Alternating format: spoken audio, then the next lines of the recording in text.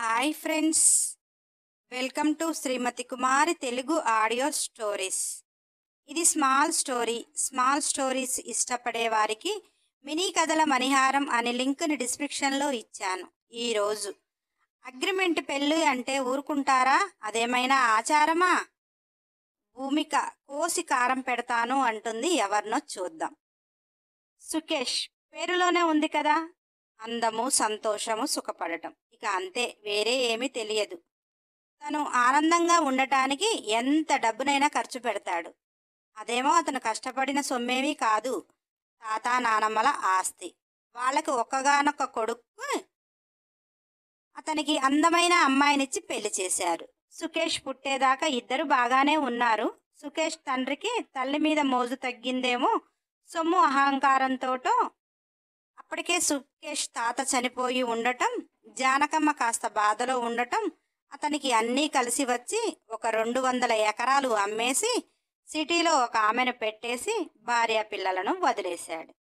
జానకమ్మ కొడుకు చేసిన ఘనకార్యాన్ని ఆ ఊరి పెద్దగా ఏం చెప్పుకోవాలో కూడా తెలియక, అసలే భర్త పోయిన బాధలో సుకేష్ 10 ఏళ్ల పిల్లవాడు. భార్య బిడ్డలతో ఉంటేనే నీకు మిగిలిన ఆస్తి ఇచ్చేది, లేదంటే నా దగ్గర రూపాయి కూడా నీకు ఇవ్వను అని కరాఖండిగా చెప్పింది. అతను అప్పటికే 200 ఎకరాలు కాజేశాడు కదా. అతనికి ఇష్టమైన ఆమెతో ఆ జీవితం చాలనుకుని తల్లిని, భార్యని, బిడ్డని, ఆస్తిని వదిలేసి పరాయి ఆడదాని మోజులో వెళ్ళిపోయాడు. సుకేష్ తల్లి అతని సుఖం అతను చూసుకొని వెళ్ళినప్పుడు ఆస్తి కోసం నేనెందుకు ఉండాలి, అదేమైనా నేను వెళ్ళేటప్పుడు నా వెంట వస్తుందా అనేసి ఆమె దారి ఆమె చూసుకుంది. సుకేష్కి జానకమ్మ తప్ప, జానకమ్మకి సుకేష్ తప్ప ఎవ్వరు లేకుండా అయ్యారు. వాళ్ళేమీ పని చేయనవసరం లేదు. కౌలు పైసలో, పంటల మీద వచ్చేటివి అన్ని గుమస్తా లెక్కలు చూసి బ్యాంకులో వేస్తాడు. అలా సుకేష్ చాలా గారభంగా, లగ్జరీగానే పెరిగాడు. ఎందుకంటే నానమ్మకున్న దిక్కు, జానకమ్మకున్న దిక్కు ఆ మనవడే అన్నట్టు. అదే ఆమె చేసుకున్న పాపం కూడా అయిపోయింది. వాడికి ఏమి అవసరం? 800 ఎకరాలు ఉన్నాయి. ఏ పని చేయకుండా మనవడు హ్యాపీగా బతుకుతాడు అనుకుంది. కానీ బాధ్యతలు తెలియకుండా పెంచినందుకు ఎలా తయారయ్యాడు అంటే, చదువు కష్టంగా పూర్తి చేశాడు. అతని దగ్గర డబ్బు ఉంటే అతని చుట్టూ ఈగలు ముసురుకుంటాయి కదా. అలా ఫ్రెండ్స్, తాగటం, తిరగటం, మెల్లిగా అమ్మాయిల పిచ్చిలో నచ్చిన అమ్మాయిని ఎంత డబ్బైనా ఇచ్చి వెళ్ళటం. అలా బాబుకి ఒంటికి పొగరు వచ్చినాక సాదాసీదా అమ్మాయిలకు కాకుండా ఎంత డబ్బునైనా కానీ సెలబ్రిటీలను బుక్ చేసుకోవటం మొదలుపెట్టాడు. అక్కడ ఇక్కడ ఉంటే ఇబ్బంది అవుతుందని సిటీలో ఇల్లు తీసుకొని ఇంట్లోనే రామాయణం కూడా మొదలుపెట్టాడు. అప్పటికి బాబు కూడా సిటీలో ఇల్లు, వ్యాపారం, ఈ వ్యాపారం, ఆ వ్యాపారం అని 300 ఎకరాలు ఒక్కసారిగా అమ్మి బ్యాంకులో పడేసి ఎంజాయ్ చేయటం మొదలుపెట్టాడు. జానకమ్మ సుకేష్కి పెళ్లి చేస్తాను అంటే, పెళ్ళేం అవసరం, పెళ్ళం వస్తే అన్ని కట్టుబందులు పెడుతుంది. అందుకని పెళ్లి మాట ఎత్తితే ఊరుకునేవాడు కాదు. జానకమ్మ గట్టిగా ఏదైనా అంటే, నీ కొడుకుకు చేశావుగా పెళ్ళి, అంతే ఉంటుంది. జీవితంలో పెళ్ళి లేదు, ఏదీ లేదు. హాయిగా తిన్నామా, ఎంజాయ్ చేశామా. నువ్వు పోయే వరకు 500 ఎకరాలు ఉంది కదా, నేను పోయే వరకు అది కూడా కాజేసిపోతాలే అంటాడు. జానకమ్మకి విసుగు వచ్చింది. ఏం చెయ్యాలో తెలియక ఒకసారి గుడికి వెళ్ళింది. అక్కడ భగవంతుణ్ణి తలుచుకుంటూ, ఏంటి సామి, నా భర్త ఉన్నప్పుడు ఒక ఊరికి రాజులా బతికాడు. అంత భూమి మిగిలించిపోతే కొడుకు సగం, మనవడు సగం కాజేశారు. పిల్లా పీచు లేకుండా ఏంటి జీవితాలు. దేశంలో సగం జనాభాకు పైనే డబ్బు లేకపోయినా కష్టపడి బతికి పిల్లా పాపలతో హాయిగా ఉంటారు. ఇంత సొమ్ము ఉండి కూడా కొడుకు చేతికి ఇస్తే డబుల్ చేయాలి, మనవడు చేతికి ఇస్తే త్రిబుల్ చేయాలి. కానీ ఉన్నది మొత్తం నాశనం చేసి వంశాన్ని కూడా అలానే నాశనం చేస్తున్నారు. కొడుకన్నా ఒక కొడుకునిచ్చి పోయాడు, కానీ మనవడికి అసలు పెళ్లి ఆలోచన లేదు. అసలు ఆలోచించాల్సిన అవసరమేముంది? అందమైన అమ్మాయిలకు డబ్బులు పారేస్తున్నాడు, ఆనందిస్తున్నాడు. ఉన్న 500 ఎకరాలు అమ్మేసి ఎంజాయ్ చేస్తాను అని చెప్తున్నాడు. ఇక ఇంత అనేస్తుంటే ఆ కవులు పైసలు, పంట పైసలు ఏంటి అనేది ఎవ్వరికీ తెలియదు అని బాధగా రోధిస్తుంటే, జానకమ్మని ఎవరో గుర్తుపట్టి, బాగున్నారా అమ్మ, మీ ఊళ్ళో పలానా వాళ్ళ అమ్మాయిని అంటూ ఆమె పరిచయం చేసుకుంది. చక్కగా ఆమె పిల్లా పాపలతో గుడికి వచ్చిందేమో. ముద్దుగా అనిపించింది. ఆ పిల్లలను చూసి నా మనవడికి పెళ్లి చేసిన ఇంత పిల్లలు ఉండేవారు అని తనలో తానే మాట్లాడుకుంది. భువి గుడి చుట్టూ ప్రదక్షిణలు చేసి పూజ చేయించుకుని అక్క వెళ్దామా అన్నది. జానకమ్మతో మాట్లాడుతున్న అమ్మాయి వెళ్దాముండు బామ్మగారితో మాట్లాడుతున్నా మా ఊరే అని చెప్తూ జానకమ్మతో మాట్లాడుతుంది. జానకమ్మ భూమిని చూసింది. ఎంత అందంగా ఉందో లంగా ఓణిలో. గుడికి వచ్చింది కదా, చక్కగా జారుగా జడ వేసుకుంది, పూలు పెట్టుకుంది. ఏమంత ఉన్న కుటుంబం కాదనుకుంటా. ఎక్కడ ఒక బంగారు పోగు కూడా లేదు. కట్టిన లంగా ఓణి కూడా అంత అద్భుతంగా లేదు, కానీ అమ్మాయి ముఖంలో మాత్రం లక్ష్మి కళ ఉట్టి పడుతుంది. ఏ ఇంటి బిడ్డనో అని జానకమ్మ మనసులో అనుకుని ఎవరా అమ్మాయి అన్నది. జానకమ్మతో మాట్లాడుతున్న అమ్మాయి మా ఇంటి పక్కనమ్మా, పాపం తల్లిదండ్రులు లేరు, మేనత్తంట, చిన్నప్పటి నుంచి ఆమె పెంచుతుంది అని అందరికీ బిల్డప్పే, కానీ పిల్ల ఇంటెడు చాకిరి కూడా ఒక్క చేత్తో చేస్తుంది. మేనత్త ఎన్ని తిట్టినా కానీ ఒక్క మాట కూడా ఎదురు చెప్పదు. నేనే అప్పుడప్పుడు చూస్తూ భువి ఇంత పని చేస్తూ కూడా అత్త మాటలు అంతలా పడుతున్నావు, ఎందుకు పడాలి, నువ్వు చేసే చాకిరికి వేరే చోట చేస్తే నీకు డబ్బులు రావా, చక్కగా చదువుకుంటున్నావు కదా అంటే జానకమ్మ ఏం చదువుకుంది అన్నది. ఆమె ఏం చెప్పనుమా, ఇంట్లో అంత చాకిరి, ఇంట్లో ఎప్పుడు గొడవలే, అన్నీ ఉన్నా పిల్ల కాలు బయట పెట్టకపోయినా ఇంట్లో ఉండి చదువుకుంటుంది. ఇప్పుడు డిగ్రీ చేస్తుంది. చాలా హుషారమ్మాయి, చాలా ఓపికతో ఉంటుంది. అసలు అత్త మాటలు ఎందుకు పడుతున్నావని నేనంటే, అలా తిట్టి ఉంచుకునే వాళ్ళైనా ఉండాలి కదక్క, ఆడపిల్లని బయటికి వెళ్తే ఇంట్లో ఉన్న అత్త మొగుడు అత్త కొడుకే నన్నెప్పుడు కబలించాలి అని చూస్తారు. అత్త నోటికి కాస్త మా మామ ఆగుతున్నాడు. ఇక కొడుకేమో నన్ను చూస్తే ఎక్కడ వలలో పడిపోతాడో, ఎగరేసుకొని పోతాడో ఏమో అని అత్త మా బావను అసలు ఇంటికి కూడా రానియదు. ఈ మధ్య కట్న కానుకలు లేకుండా దీనికి పెళ్లి చేసి వదిలించుకుంటే ముందు పీడా పోతుంది, కానీ ఇంత ఇంటెడు చాకిరి నేను చెయ్యలేను అని ఆలోచిస్తున్నాను అని అత్త అంటుందట. ఆ పిల్ల అన్ని మాటలు పడ్డా, అన్నీ ఉన్నా అత్త అండ ఉంటేనే మా అత్త నోటికి దడిచి నా వైపు ఎవరు చూడరక్క అని చెప్తుంది. ఇంట్లో ఎంత చక్కగా పని చేస్తుందో, ఇల్లుని ఎంత నీట్గా ఉంచుతుందో, ఉదయం లేవగానే దేవుడికి పూజ చేయనిది పని మొదలు పెట్టదు. ఆ పిల్లకి వాళ్ళ బాబాయ్ మీద ఏ ఆశలు ఏ కోరికలు లేవు. ఎందుకంటే బావ అనే ఆశలు పెంచుకున్న అత్త కోరికలు కొండ మీద ఉన్నాయట, కట్న కానుకలు కావాలి అని. ఈ మధ్య ఈ పిల్లకి అడ్డమైన సంబంధాలన్నీ చూస్తున్నారు. అదే భయపడుతుంది. అక్క, ఇప్పటి వరకు నేను కష్టాలు పడ్డాను, కానీ అమ్మా నాన్న లేని నాకు మంచిగా చూసుకునే భర్త అన్నా ఉంటే ఆ దేవుడు నాకు మేలు చేసిన వాడే అని నేను గుడికి వస్తున్నాను అని వచ్చిందమ్మా. చాలా మంచి అమ్మాయి, తెలివైన అమ్మాయి అని చెప్పింది. జానకమ్మ భువిని కూడా పిలిచి ఆమె సెల్లులో అందరూ కలిసి సెల్ఫీ తీసుకున్నారు. భువి ఎవరక్క ఆమె అంటే, మా ఊరిలో ఒకప్పుడు చాలా ధనిక కుటుంబంలే, ఇప్పుడు కూడా ధనికులే, కానీ అంత నాశనం చేసుకుంటూ వస్తున్నారు. ఆమె పుత్రుడు, అతని పుత్రుడు అంటూ వాళ్ళ గురించి చెప్తూ వెళ్ళిపోయారు. జానకమ్మ వాళ్ళు వెళ్ళేదాకా అక్కడే ఉండి ఏం ఆలోచించిందో ఏమో, కానీ ఇంటికి వచ్చాక ఆ లాయర్ని పిలిచింది. తన సెల్ఫీ తీసుకున్న భువి పాస్ఫోటో చేయించి 500 ఎకరాలు మొత్తం భువి పేరు మీద పెట్టేసింది.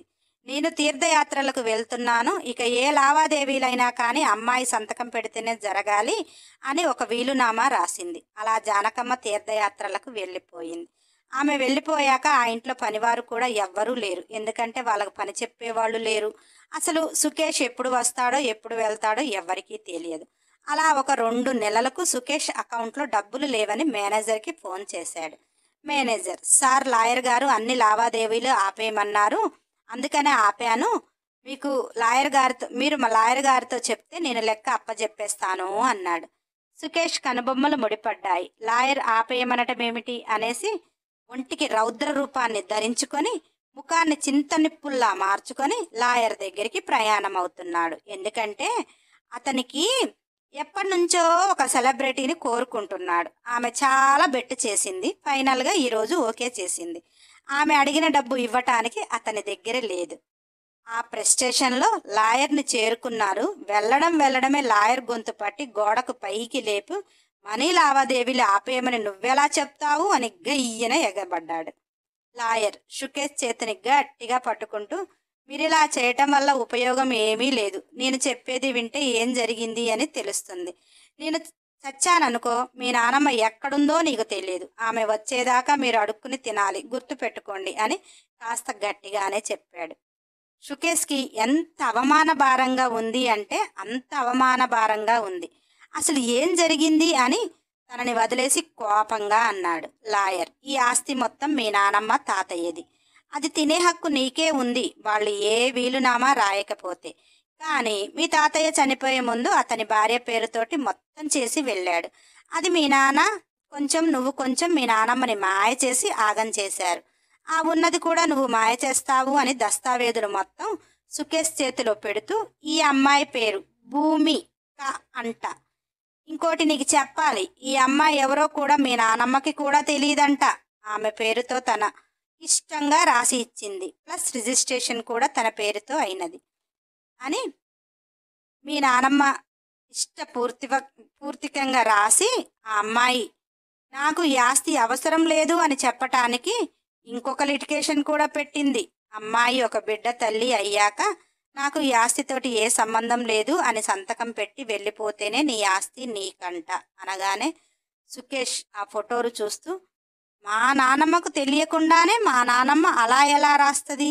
ఈ మహామాయలాడి ఏదో చేసే ఉంటుంది, దీన్నంతం చూస్తా అని మేనేజర్కి ఫోన్ చేసి ఆ ఫోటో పంపించి, దీని వివరాలు అరగంటలో కావాలి అని గట్టిగా ఆర్డర్ వేశాడు. మేనేజర్ పావుగంటలోనే రెడీ చేసి ఉంచాడు, ఎందుకంటే అతనికి ముందుగానే అన్నీ తెలుసు కనుక.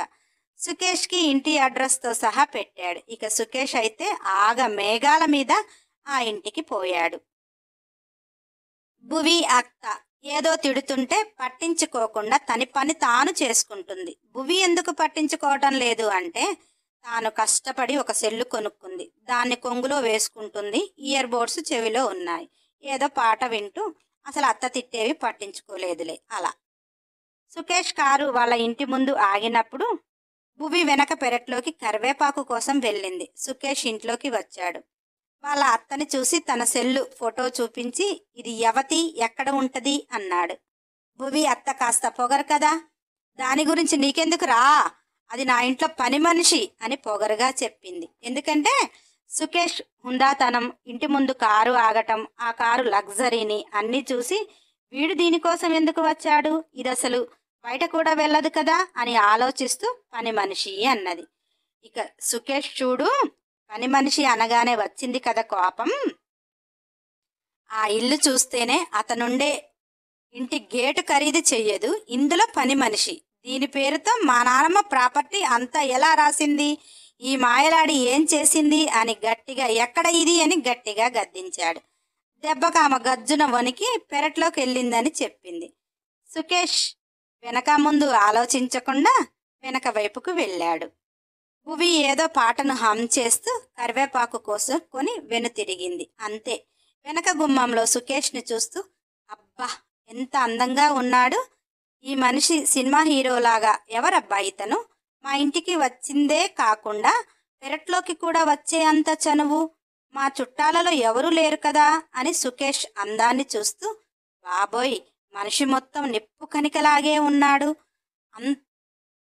అంత అందం ఉందో పొగరు కూడా అంతే కనిపిస్తుంది, మంచి సౌండ్ పార్టీ కూడా అనుకుంటా, సూటు బూటులో ఉన్నాడు అని ఆలోచిస్తున్న మన భువిని చూసిన సుకేష్ ఆమె వెనుతిరగగానే ఏదో అద్భుతాన్ని చూసినట్టు అనిపించింది.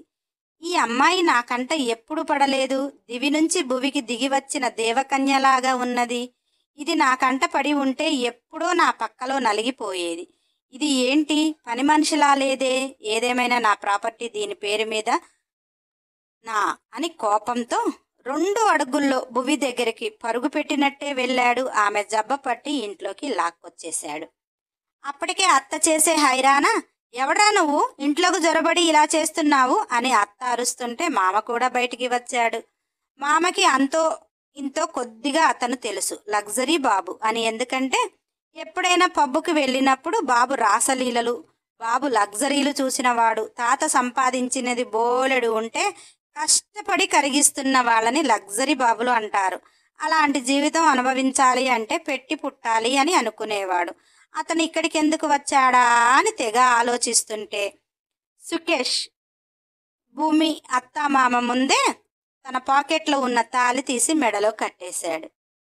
సుకేష్ బలవంతంగా లాక్కొని వస్తుంటే భువి తన బలాన్ని ఎంత ఉపయోగించిన దున్నపోతులాగా ఉన్నాడు అని మనసులో అనుకుంటూనే ఉంది.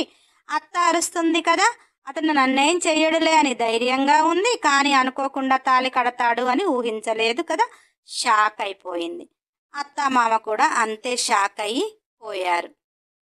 సుకేష్ తాళి కట్టేసి భువిని గట్టిగా తన పక్కకి లాక్కొని ఒక సెల్ఫీ తీసి ఆ ఫోటో మేనేజర్కి పంపించి అరగంటలో వచ్చి దీనితోటి లాయర్ని సంతకం చేపించమను చెప్పి నా అకౌంట్లో మనీ గంటలో పడకపోతే నువ్వు లాయర్ ఇద్దరు భూమి మీద ఉండరు అనేసి అతని సెల్లు పాకెట్లో పెట్టుకుని భువి అత్తామామను చూస్తూ ఇది నా పెళ్ళం, దీని చుట్టాలమని దీనికి కావలసిన వాళ్ళమని నా ఇంటి ముందుకు వస్తే గేటు ముందే పాతేస్తా అంటూ భువిని తీసుకుని బలవంతంగా అతని కారులో కూర్చోబెట్టుకుని ఇంటికి తీసుకుని వచ్చాడు. ఆ ఇంటి గేటు వాచ్మెన్ తప్ప ఎవ్వరూ లేరు. అదొక బూతు బంగ్లాల జానకమ్మ వెళ్ళిపోగానే అయింది. వాచ్మెన్ గేటు తీస్తే కారు లోపలికి వస్తుంటే మొత్తం ఆకులు రాలి ఇల్లు చూస్తుంటే పాడుబడినట్టుగానే ఉంది. సుకేష్ కారు దిగు అని గట్టిగా గద్దించాడు. భువి సైలెంట్గా దిగి ఇల్లు చూస్తే అద్భుతంగా ఉంది. కానీ ఎటు చూసిన బూజులు పట్టి పెట్టగూళ్ళు పెట్టుకొని అసలు మనుషులు ఉండే ఇల్లులా అనిపించలేదు. భువి దిగగానే సుకేష్ సైలెంట్గా తన రూమ్లోకి వెళ్ళిపోయాడు. భువి ఆ ఇంట్లో అడుగు పెట్టాలి అంటే ఏమీ అర్థం కావటం లేదు. ఎవరైనా పెళ్లి చేసుకుని భార్యాభర్తలు పద్ధతిగా వస్తారు, ఇంట్లో వాళ్ళు ఆహ్వానిస్తారు. ఇంట్లో ఎవ్వరూ లేరు అని అర్థమవుతుంది. అసలు అతను నన్ను ఎందుకు పెళ్లి చేసుకున్నాడు? ఏదో సంతకాలు అన్నాడు. నాతో సంతకాలు ఏముంటాయి? నేనేమైనా ఎలిజబెత్ రానినా నా ప్రాపర్టీ రాపించుకోవటానికి? అతగాడేదో ఆవేశంలో తాళి కట్టాడు. కానీ అతను అనుకున్న మనిషిని నేను కాదని తెలిసాక నన్నేం చేస్తాడు? తాళి ఎంత సింపుల్గా కట్టాడో అంత సింపుల్గా తెంపేసి వెళ్ళగొట్టేస్తాడా అని భయపడుతూ ఆ బూతు బంగ్లాలో కుడికాలు పెట్టి లోపలికి వెళ్ళింది. ఏదేమైనా అసలు ఎందుకు పెళ్లి చేసుకున్నాడు కనుక్కోవాలి అని బాబుగారి రూము వెతుక్కుంటూ వెళ్ళింది. సుకేష్ అసహనంగా తన సెల్లు చూసుకుంటూ ఉన్నాడు. అకౌంట్లో 0 బ్యాలెన్స్. కడుపు రగిలిపోతుంది. ఆ టైంలోనే భువి తలుపు డోర్ తీసి పడుకున్న సుకేష్ను చూసి మెల్లిగా లోనికి వెళ్ళి నన్నెందుకు పెళ్లి చేసుకున్నారు, ఇక్కడికి ఎందుకు తీసుకువచ్చారు కనుక్కోవచ్చా అన్నది. సుకేష్ ఆ మాటలకి కోపంతో లేస్తూ నువ్వు ఎలిజబెత్ రానివి అని నీ ప్రాపర్టీ రాపించుకోవటానికి నిన్ను పెళ్లి చేసుకుని వచ్చాను అన్నాడు. భువి నెత్తిన పిడుగు పడ్డట్టయింది. నేను ఎలిజబెత్ రాణి అని ఈ పిచ్చి పుష్పానికి ఏ వెర్రి పుష్పం చెప్పాడు? ఏమో, నా బతుకు బస్టాండ్ అయ్యేలా ఉంది. ఇప్పుడు వీడు వదిలేస్తే అత్త ఇంటికి పోయినా అత్త ఇంట్లో కూడా కాలు పెట్టనివ్వదు అని. నా దగ్గర ఏ ప్రాపర్టీ లేదండి, మీరేదో పొరపడి ఉంటారు. అయినా ఒక్క మాట నాకు తాళి కట్టక ముందే అడిగి ఉంటే అయిపోయేది కదా అని బాధగా అన్నది. సుకేష్ భువిని చేరి ఆమె సన్నని నడుముని ఓనిలో నుంచి మధ్యలో నుంచి అందుకొని అతని పైకి లాక్కొని ప్రాపర్టీ లేకపోయినా కానీ నీ బాడీలో చాలా ప్రాపర్టీ ఉంది, ఇవి సొంతం చేసుకోవటానికైనా పనికొస్తావులే అన్నాడు. భువికి పాపం ఫస్ట్ టైం ఒక మగవాడి స్పర్శ, అది ఆమె నడుముల మీద. ఆమెపై ప్రాణాలు పైనే పోతున్నట్టు అనిపిస్తున్నా కానీ కంట్రోల్ చేసుకొని తాళి కట్టిన భర్తగా మీకు నన్ను నేను ఇచ్చుకోవటం బాగానే ఉంటుంది, కానీ నన్ను ఇష్టం లేకుండా పెళ్లి చేసుకుని కొన్ని రోజులు నన్ను భార్యగా స్వీకరించి తర్వాత వెళ్ళిపోమ్మంటే మరి నేను వెళ్ళిపోయేదాన్ని కాదు అన్నది. సుకేష్ అబ్బో, నీకు తాళి కట్టాను అని జీవితకాలం నాతో ఉందామనుకుంటున్నావా? అటువంటివి ఏమీ లేవు. నా ప్రాపర్టీ నాకే కావాలి, నీ ప్రాపర్టీ టేస్ట్ మాత్రం చేస్తాను అన్నాడు. భువికి ఏమీ అర్థం కావటం లేదు. అతని ప్రాపర్టీ నా దగ్గర ఎందుకు ఉంది, నన్ను టేస్ట్ చేస్తాను అంటే అతని ఉద్దేశం ఏమిటి అర్థం కాక వీడొక పెద్ద మెంటలోడు అని మనసులో అనుకొని బాబు నడుములు వత్తేస్తుంటే గట్టిగా చేతులు విదిలించుకొని తాళి కట్టినంత ఈజీగా నా తనువుని సొంతం చేసుకోవటం కలవదులే అని రూమ్లో నుంచి వెళ్ళిపోయింది. సుకేష్, నువ్వెంత టెంపర్ చేస్తే నిన్ను నేను అంతగా నలిపేస్తానే. ఈ రోజు గాని నా అకౌంట్లో డబ్బులు పడకపోవాలా, ఈ నైట్కు నిన్ను నల్లిని నలిపినట్టు నలిపేస్తాను. ఎలాగూ నీకు బిడ్డ పుట్టాలి కదా, బిడ్డ పుట్టాక నీ చేత సంతకం చేపించి నిన్ను బిడ్డని రోడ్డు మీదికి గెంటేస్తా. ఇంక నువ్వు ఏదో మాయ చేసి మా నానమ్మతో ఆస్తి రాపించుకుంటే నీకు వేరే లెవెల్లో టార్చర్ పెడుదును కానీ అక్కడ బతికిపోయావు అని టైం చూసుకున్నాడు. ఇంకా లాయర్ రావటం లేదు అని భువి కిందికి వచ్చి దొంగ చచ్చినోడు తిండి కూడా తిననివ్వలేదు. ఇల్లు బాగు చేసి వండుకొని తినే వరకు వారం పట్టేలా ఉంది. వంటగదిలో చూసింది, సామాన్లన్నీ ఉన్నాయి, సరుకులైతే ఏమీ పెద్దగా కనిపించలేదు. ఎందుకంటే జానకమ్మ వెళ్ళిపోయేటప్పుడు భువి ఇక్కడికి వచ్చే వరకు ఎన్ని రోజులు పడుతుందో, వచ్చాక తను ఎలా చేసుకుంటే అలా అన్నట్టుగా ఆమె వెళ్ళిపోయింది. ఆ వంటగదిలో ఏమీ కనిపించక పల్లీల డబ్బా కనిపిస్తే కొన్ని తీసుకొని గట్టిగా తన కొంగుతో తుడుచుకుని ఒక్కొక్కటి నోట్లో వేసుకుంటూ బయటికి వచ్చింది. అప్పుడు వచ్చాడు లాయర్. అతను దుమ్ము పట్టిన సోఫాని దులుపుకొని కూర్చొని, అమ్మ ఇక్కడ సంతకాలు చేద్దురా అన్నాడు.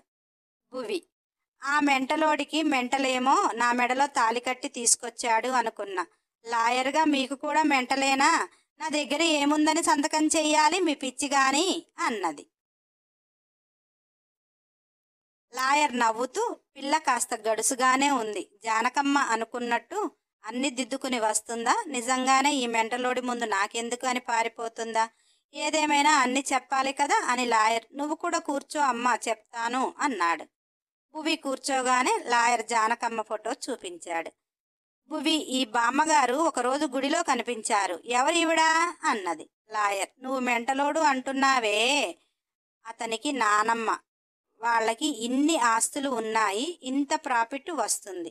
ఇవి మొత్తం ఆమె నీ పేరుతో ఎందుకు పెట్టిందో నాకైతే తెలియదు, కానీ ఆమె తీర్థయాత్రలకు వెళ్ళింది. వెళ్ళేటప్పుడు ఒక మాట అయితే చెప్పింది, ఆ అమ్మాయి నా మనవడి జీవితాన్ని చక్కదిద్దుతుంది అని నాకు చాలా నమ్మకం ఉంది అని అన్నది. అంటే భువి, ఇతను ఒక పిచ్చి పుష్పం, ఆమె ఒక వెర్రి పుష్పమా? ఈ ప్రాపర్టీ మొత్తం నా పేరుతో పెడితే ఈ పిచ్చి పుష్పం అందుకేనా తాళి కట్టి తీసుకొని వచ్చాడు? ఇదేదో మీరు నాకు ముందు చెప్పి ఉన్నా బాగుండేది, శుభ్రంగా ప్రాపర్టీ మొత్తం క్యాష్గా చేసుకొని జంపు జలాని అయిపోదును అని నవ్వుతూ అంటుంటే లాయర్, మీకు కూడా అమ్మే ఛాన్స్ లేదు, అది కేవలం అనుభవించటానికి. ఆ పిచ్చి పుష్పం పెళ్లి చేసుకోను అంటే ప్రాపర్టీ నీ పేరుతో ఉంటే పెళ్లి జరిగింది, ఇక ఆమె అనుకున్నది కూడా జరుగుతుంది అని నాకు నమ్మకం ఉంది అని మాట్లాడుతుంటే భూమి, ఈ ముసలి వెర్రి పుష్పాన్ని దగ్గర ఉంటే చంపి బొందలో పెడుదును. ఈ పిచ్చి పుష్పాన్ని మార్చటానికి నా జీవితాన్ని బలి చేస్తుందా? నాకు ఏ ప్రాపర్టీ లేకున్నా ప్రేమించే భర్త ఉంటే చాలు. అన్నీ నేను భగవంతుణ్ణి అంతలా కోరితే నన్ను ఒక పిచ్చి పుష్పానికి కట్టబెడుతుందా? ఆ ముసలి వెర్రి పుష్పం నాకు కనిపించిన రోజు ఉంటది అని కోపంతో రగిలిపోతుంటే సుకేష్ లాయర్ వచ్చాడేమో అనేసి బయటికి వచ్చాడు. వీళ్ళు మాట్లాడుకుంటుంటే దిగి వస్తూ లాయర్ ముందు ఒక పేపర్ పెట్టి, మీరు ఆ సంతకాలతో పాటు ఈ సంతకం కూడా చేపియండి అన్నాడు. ఆ బాండ్ పేపర్ లాయర్ చదివి భువికి ఇచ్చాడు. 2 సంవత్సరాల పెళ్లి అగ్రిమెంట్. తర్వాత అతనికి ఆమెకు ఏ సంబంధం లేదు. భువి ఆ అగ్రిమెంట్ని అక్కడ పెడుతూ, నేనైతే ఏ సైన్ చేయాల్సిన అవసరం లేదు, మీరేం చేసుకుంటారో చేసుకోండి. ఆ ప్రాపర్టీ లావాదేవీలకు సంతకం పెట్టను, ఈ పెళ్లి అగ్రిమెంట్కి సంతకం పెట్టను. ఆకలి చస్తుంటే కడుపుకు తిండి లేక లేదు, కానీ మీకు ఇప్పుడు సంతకాల గోల అంటూ మంచినీళ్ళు తాగి వెళ్ళిపోయింది.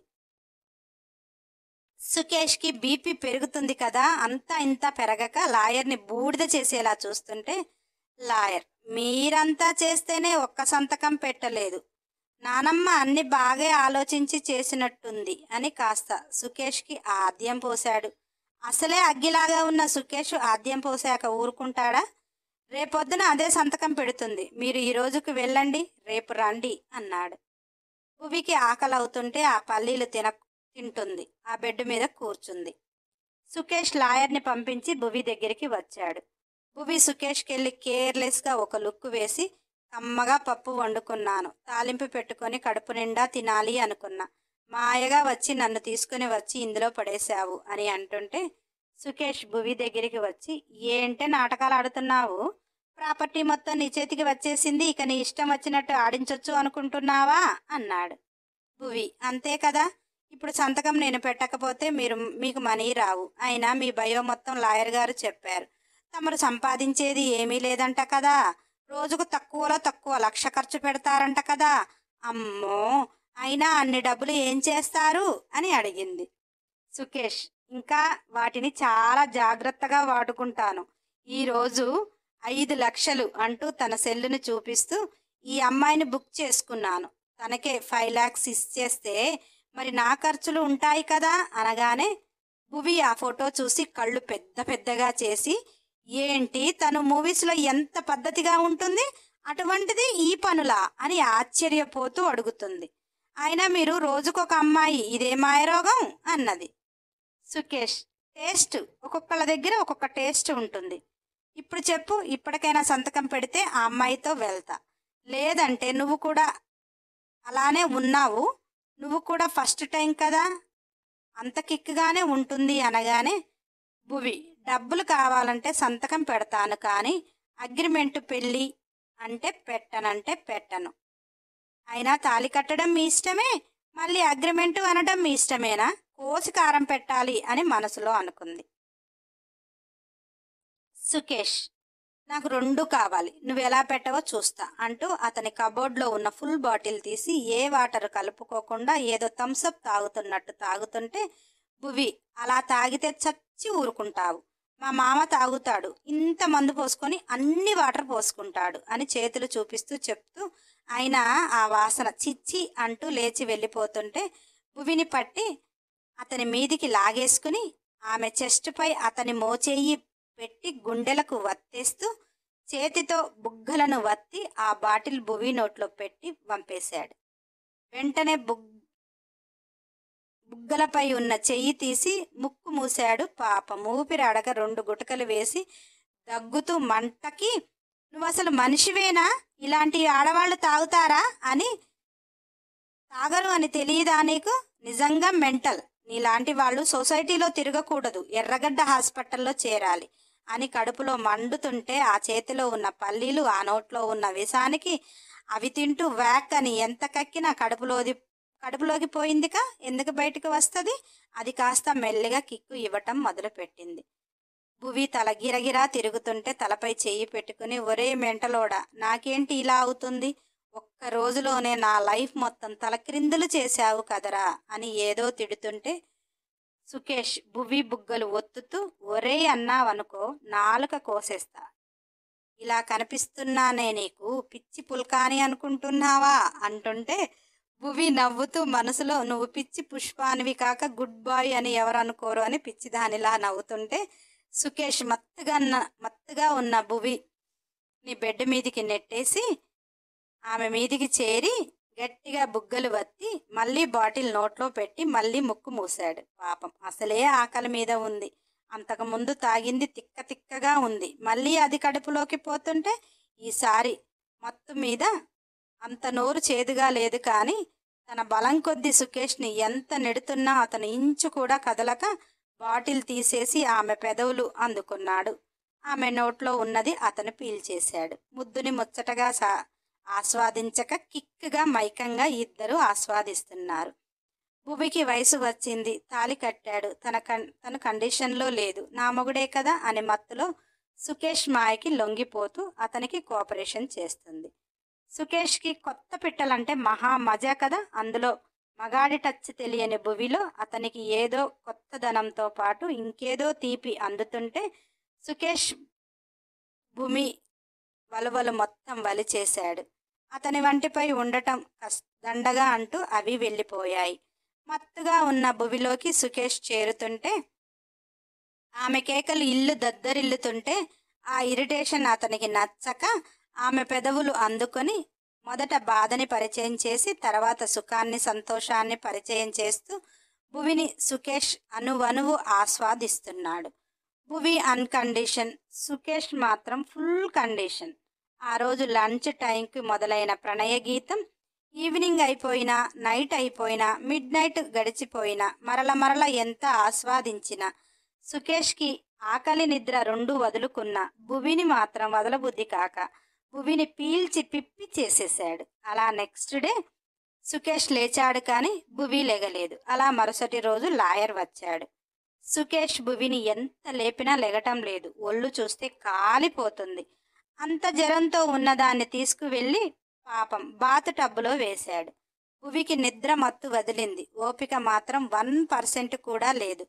సుకేష్ తన ఏ పరిస్థితిలో ఉంది అని ఆలోచించకుండా సంతకం పెట్టు అన్నాడు. పాపం భువికి ఓపిక లేక ఈరోజు సంతకం పెట్టకపోతే మళ్ళీ ఇదే పరిస్థితి, రేపైతే చచ్చిపోతాను, నేను వీడి దగ్గర చావటానికేనా నేనింత స్ట్రాంగ్గా ఉండేది అనుకొని రెండిటి మీద సంతకం చేసి నీ సంగతి నేను కోలుకున్నాక చూస్తా అని మనసులో అనుకుంది. సుకేష్ హ్యాపీగా విజిల్స్ వేసుకుంటూ వెళ్ళి లాయర్కి ఇచ్చి గంటలో నా అకౌంట్లో మనీ రావాలి అన్నాడు. లాయర్ భువి ఏది అంటే నీకు అవసరమా అని సుకేష్ అంటుంటే లాయర్ నిన్నటి నుంచి ఇంట్లో ఫుడ్ కూడా లేదు. ఆ అమ్మాయి చచ్చిపోతే మొత్తం మీకు అవుతుంది అనుకుంటున్నారేమో. మీ నానమ్మ సంగతి కూడా తెలుసు కదా. ఒక ఆడపిల్లని ఇలా చేశావు అని మొత్తం ట్రస్ట్కి రాసి పడేస్తుంది. మీకోసమే చెప్తున్నాను, మీ ఇష్టం అంటూ వెళ్ళిపోయాడు. సుకేష్ ఇది ఒక పెద్ద తలనొప్పి అంటూ ఫుడ్ ఆర్డర్ నాన్ స్టాప్గా పెట్టాడు. ఉదయం టిఫిన్, మధ్యాహ్నం లంచ్, నైట్ డిన్నర్. భువి ఏమి తింటుంది, ఏమి అవన్నీ అవసరం లేదు, వచ్చింది తిని ఉండాలి అని హ్యాపీగా అతను వెళ్ళిపోయాడు. భువి వాష్రూంలో ఉండగా సంతకాలు పెట్టించుకుని వెళ్ళాడు. ఫ్రెష్ అయింది, ఓపిక లేదు, అలానే బయటికి వచ్చింది. నిన్న తన లంగా ఓని చూసుకుంటే బాబుకి లంగా విప్పటం రాలేదేమో చింపి పడేశాడు. బ్లౌజ్ కూడా చిరిగి ఉంది. ఓని ఒకటి తీయగానే వచ్చిందనుకుంటా, అది బాగుంది. దాన్ని అలా చుట్టుకొని ఏమేసుకోవాలి అని ఒక్కొక్క కబోర్డు తీస్తుంది. అందులో బాబుగారి బట్టలు చాలానే ఉన్నాయి. ఒక సెట్ తీసి వేసుకుంటుంటే షర్టు మోకాలు కిందికి, పాయింట్ ఎంత టైట్ చేసినా జారిపోతుంది. వాటితో కాదు అని అవి పక్కన వేసి కాస్త పాతగా ఉన్న బట్టల వైపు చూసింది.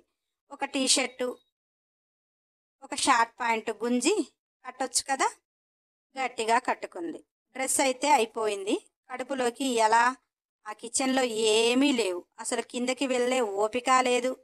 కానీ రూమ్ చూస్తే మంచినీళ్ళు కూడా లేవు. మంచినీళ్ళు కూడా తాగకపోతే చచ్చిపోతాను అని కష్టంగా కిందికి వెళ్ళింది.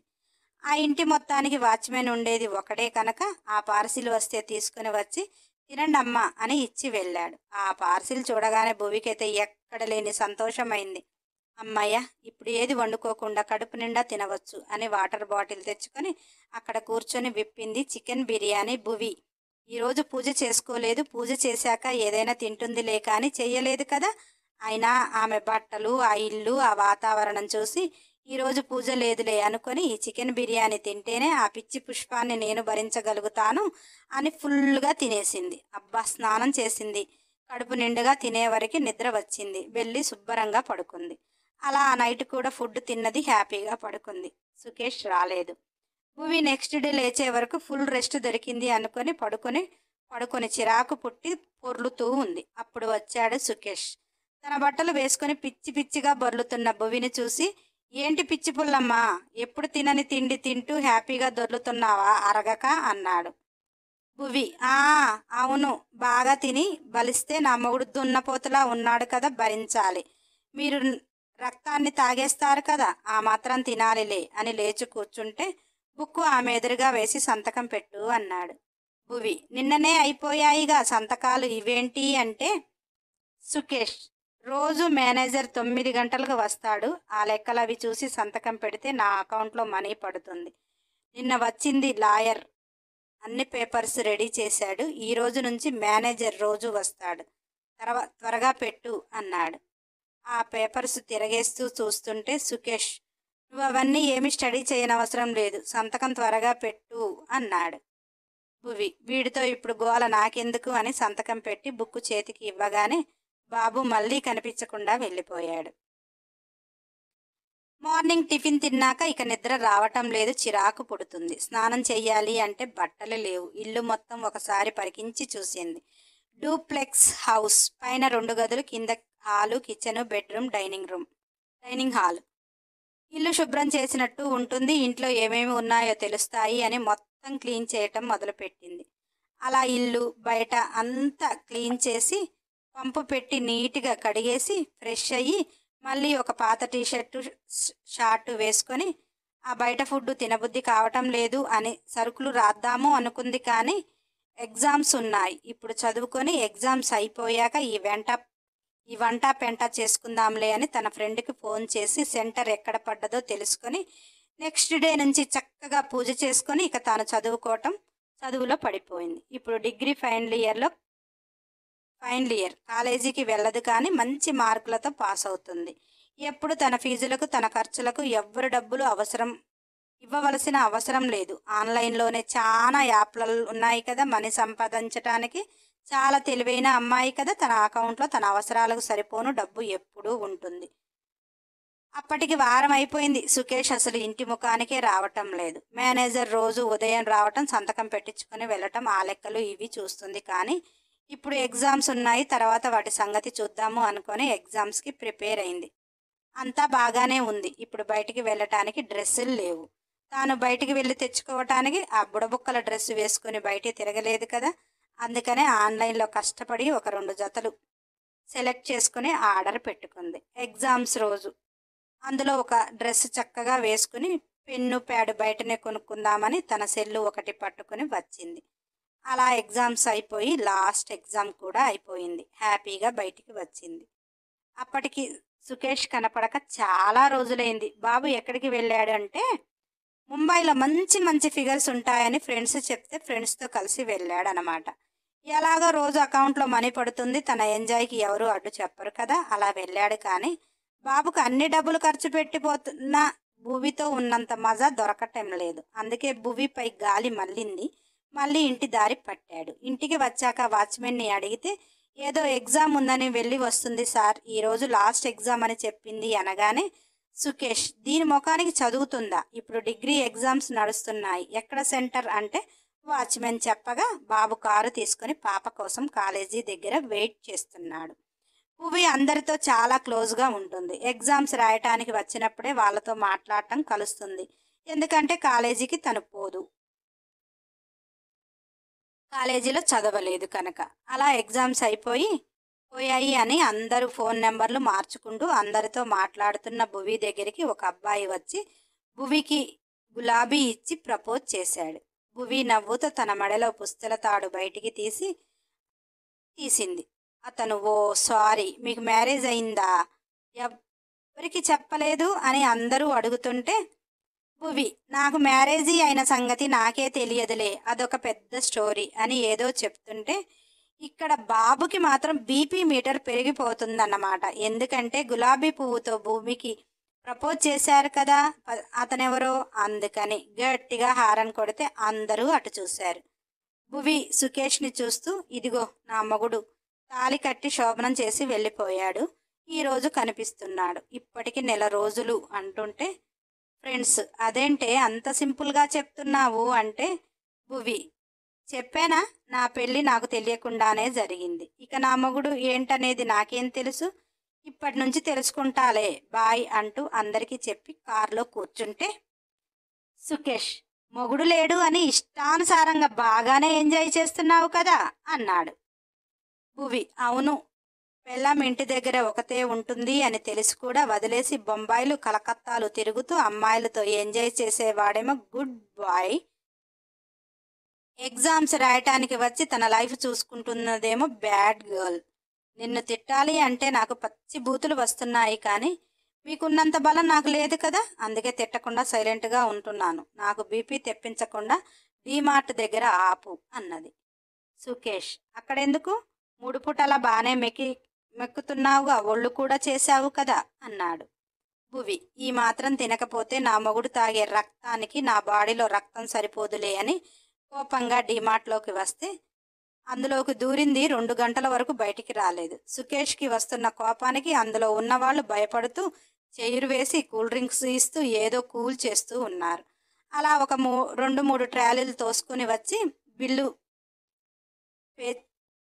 చేపించి ఆ బిల్లు సుకేష్ చేతిలో పెట్టి కట్టు, కొంపలో ఏమీ లేవు, నెలలు బయటికి వెళ్ళిపోతే నేను ఎలా బతకాలి, ఆ హోటల్ ఫుడ్ తినటం నా వల్ల కావటం లేదు అంటుంటే సుకేష్ ఆ బిల్లు చూసి 25,000 తిండి ఏం తిని చస్తావే అన్నాడు. భువి ఇవన్నీ తినడానికి కాదు, ఇలా అన్నాక అన్నీ ఉండాలి కదా. ఏ ఒక్క రోజుకి లక్షలు లక్షలు ఇచ్చి ఎంజాయ్ చేసేవారికి నెల రోజులు తిండి ఈ మాత్రం నాకు పెట్టలేరా? అయినా నువ్వు ఒక్క నైట్ నాతో ఫుల్గా ఎంజాయ్ చేసావు కదా, నాకు కూడా అలా లక్షలు వస్తాయి, పెట్టు అంటూ మెల్లిగా చెప్తే సుకేష్ భువిని కొరకొరగా చూస్తూ బిల్లు కట్టి వెళ్ళిపోతుంటే భువి ఇవన్నీ ఎవరు తెస్తారు అన్నది. సుకేష్ నీ బాబుని పిలువు తెస్తాడు, నీకెవడిక్కడ వర్కర్లు లేరు అనుకుంటూ వెళ్ళి కూర్చున్నాడు. భువి అక్కడ ఉన్న వాళ్ళని హెల్ప్ అడిగి అన్ని కారులో పెట్టి కూర్చుని మాల్కు పోనివ్వు అన్నది. సుకేష్ అక్కడికెందుకు అన్నాడు. రోజు నీ బట్టలు వేసుకోలేక చస్తున్నాను, ఏదో నా బడ్జెట్లో 2 డ్రెస్సులు కొనుక్కున్నాను, ఆ 2 డ్రెస్సులతోటి నా జీవితం వెళ్ళదు కదా. అయినా ఆ రోజు మీరు ఫుల్గా ఎంజాయ్ చేసి వెళ్ళిపోయారు, ఉన్న ఒక్క బెడ్షీటు పాడైపోయింది, ఇల్లు మొత్తం వెతికి చూశాను, మరొక బెడ్షీట్ కనిపించలేదు, చాలా కొనేటివి ఉన్నాయి అంటే సుకేష్ మా నానమ్మ రూమ్లో ఉన్నవి అవి తనే మారుస్తుంది కదా, అవి అక్కడే పెట్టి ఉంటుంది, చాలా ఉన్నాయి అన్నాడు. భువి మీ నానమ్మ గదికి తాళం వేసి ఉంది, పగలగొడితే అందులో ఏమైనా వజ్ర వైడూర్యాలు ఉన్నాయేమో, తర్వాత నా మీద పడితే ఎలా, ఆవిడ గారి ఏమి పైకి పోలేక వచ్చాక తానే తీస్తుంది కానీ పదండి అని కోపంగా అన్నది. సుకేష్ ఏంటి పెళ్ళాంలా ప్రతీది ఆర్డర్ చేస్తున్నావు అంటుంటే భువి ఓ నేను మీ పెళ్ళాన్ని కాదు కదా, అయితే నా దగ్గరకు వచ్చిన నైట్ నాకు కూడా 5 లక్షలు ఇస్తావా అన్నది. సుకేష్ నీ ఫేస్కి అంత లేదులే కానీ పెళ్ళం పోస్టు ఎక్కువ అంటూ మాల్కి పోనిచ్చాడు. అక్కడ ఒక 25,000 బిల్లు చేసింది. ఫుల్లుగా తిని ఇద్దరూ హ్యాపీగా ఇంటికి వచ్చారు. ఇల్లు చూడగానే సుకేష్కి కొత్తగా ఉంది, చాలా నీట్గా, రోజు పూజ చేస్తుంది కదా, డోర్ తీయగానే చక్కని పరిమళం, చాలా హ్యాపీగా అనిపించింది. అలా ఇల్లు చూడగానే వెళ్ళి సోఫాలో కూర్చొని ఒక స్ట్రాంగ్ కాఫీ పెట్టుకునిరా, నువ్వు చేసిన ఇరిటేషన్కి హెడేక్ వస్తుంది, అయినా పని మనిషివి అనిపించుకున్నావు, ఇల్లు చూస్తుంటే బాగా చేసావు, నిన్ను పనిదానిగా పెట్టుకోవచ్చు, అలానే ఒక స్ట్రాంగ్ కాఫీ పట్టుకురా అంటుంటే భువి పళ్ళు పటపటా కొరుకుతూ ఇల్లుని చూసి ఇల్లాలని చూడమంటారు, ఇల్లుని చూసి పనిదాన్ని చూడమనరు, అందుకే చేసుకున్నానులే అని కోపంగా అంటూ తాను తెచ్చిన సరుకులు కాఫీ పొడి చక్కెర అన్నీ వెతికి కాఫీ పెట్టి ఒక కప్పు సుకేష్కి ఇచ్చి ఒక కప్పు తాను తాగుతూ అయిపోయాయా మీ రాచకార్యాలు అన్నది. సుకేష్ ముంబై ఫిగర్ల కంటే నీ దగ్గర బాగుంది అనిపించింది, అందుకే వచ్చానులే అన్నాడు. భువి పెళ్ళం దగ్గర ఉన్న సుఖం ఏ మొగుడికి వేరే దగ్గర దొరకదు, అది నీకు తెలియక పరుగులు పెడుతున్నావులే కానీ తెలిస్తే పైసలు మిగులుతాయి నీకే అన్నది. సుకేష్ నన్ను కొంగున కట్టేసుకుని నా ప్రాపర్టీ అంతా లాగేసుకుందామని బాగానే ప్లాన్ చేస్తున్నావు అనగానే 2 కప్పులు తీసుకుని భువి సుకేష్ ని కోపంగా చూస్తూ ముఖం చూడు, నేనైతే నాకు అమ్మా బాబు ఉంటే నీలాంటి మొగుడు దగ్గర ఒక్కరోజు కూడా ఉండను, ఎందుకో ఆ గాడు నాకు అమ్మానాన్ని ఇవ్వలేదు, ఎక్కడా గతి లేక నీ దగ్గర ఉంటున్నాను కానీ లేకపోతే నా నువ్వు తాలి కట్టి నీ ముఖాన నన్ను ఇక్కడ వేసిపో ఎక్కడ గతి లేక నీ దగ్గర ఉంటున్నాను కానీ లేకపోతే నా నువ్వు కట్టిన తాలి నీ ముఖాన వేసి వెళ్ళిపోదును, పెళ్ళాన్ని ఇంటి దగ్గర ఒంటరిగా వదిలేసి అమ్మాయిల పొందుల కోసం తిరిగే మగాడికి ఏ పెళ్ళం ఉండదు, నీకు నువ్వే మురిసిపోతున్నావు అంటూ కోపంగా పోయింది. సుకేష్కి కొద్దిగా బాధగా అనిపించింది, తల్లిదండ్రులు లేరు, గతి లేదు, నాకు అందుకే అంటున్నాను అనే మాట మరి 2 సంవత్సరాల తర్వాత ఎక్కడికి వెళ్ళిపోతుందో అని తనకు తానే అనుకుని తన రూమ్లోకి వెళ్ళిపోయాడు. నీట్గా ఫ్రెష్గా ఉన్న రూమ్ చూస్తూ హాయిగా అనిపించి స్నానం చేశాడు. ఎక్కడెక్కడో తిరిగి బాడీ బడలికగా అనిపించింది కదా, ఫుల్గా రెస్టారెంట్లో తిని వచ్చారు కదా, హాయిగా పడుకున్నాడు. భువి తెచ్చిన వాటిని అన్ని చక్కగా సర్ది బెడ్షీట్ మార్చుదాము అనుకుంటే దున్నపోతులా పడుకొని ఉన్న సుకేష్ని లేపలేక అతను లేచే వరకు బెడ్షీట్ వాష్ చేసి పెడితే బాగుంటుంది అని చక్కగా జాడిచ్చి ఎండగా ఉన్న చోట వేసింది. ఇంట్లో పని మొత్తం ఒకతే చేసుకుంటుంది, అయినా కానీ కొంచెం కూడా బాధపడదు, చిన్నప్పటి నుంచి అలవాటైంది కదా. మేనేజర్ వచ్చినప్పుడు చూడనట్టు లెక్కలు వదిలేస్తుంది అని ఒకసారి మేడం మీకు పనమ్మాయి కావాలంటే ఒక అమ్మాయిని పంపిస్తా అన్నాడు. భువి అవసరం లేదు, నాకు ఈ పని ఒక లెక్క కాదు, కానీ కాస్త లెక్కలు జాగ్రత్తగా చూడండి. నా మగుడు ఆ డబ్బులు ఎలాగో వేస్ట్‌గా తగలబెడుతున్నాడు కాదనటం లేదు, కానీ అతని సొమ్ము అతను ఏదైనా చేసుకునే హక్కు ఉంది. కానీ తప్పుడు లెక్కలలో మాయం చేసే ఏదో ఒక రోజు బయటపడితే మీ ఆస్తులు అమ్మినా సరిపోవేమో. మీ మంచికే చెప్తున్నాను అని చురకగా తగిలించింది. అప్పటినుంచి మేనేజర్ జాగ్రత్తగానే ఉంటున్నాడు. నొప్పించకుండా అందరినీ దిద్దుకు రావటం భువి దగ్గర ఉన్న లక్షణం. కానీ మొగుడిని దిద్దుకు రావటానికి దునియాని చుట్టి రావటం ఒకటే అన్నట్టు ఆమెకి ఒక్క రోజులోనే అర్థమైంది. అత్త ఇంట్లో పని మనిషిలాగా ఏదో ఒక రోజు బావ తనను చేసుకుంటాను అంటే పెద్ద రణరంగమే అవుతుంది. ఆ సంసారం ఎప్పుడు నిప్పల కుంపటిలాగే ఉంటుంది. ఇక్కడ సుకేష్ని వదిలేస్తే తనకు వచ్చిన నష్టం ఏమీ లేదు. తను హ్యాపీగానే ఉంటుంది. కానీ సుకేష్ 2 సంవత్సరాల తర్వాత వదిలేస్తాను అన్నాడు చూశావు, అది ఆమెకు నచ్చలేదు.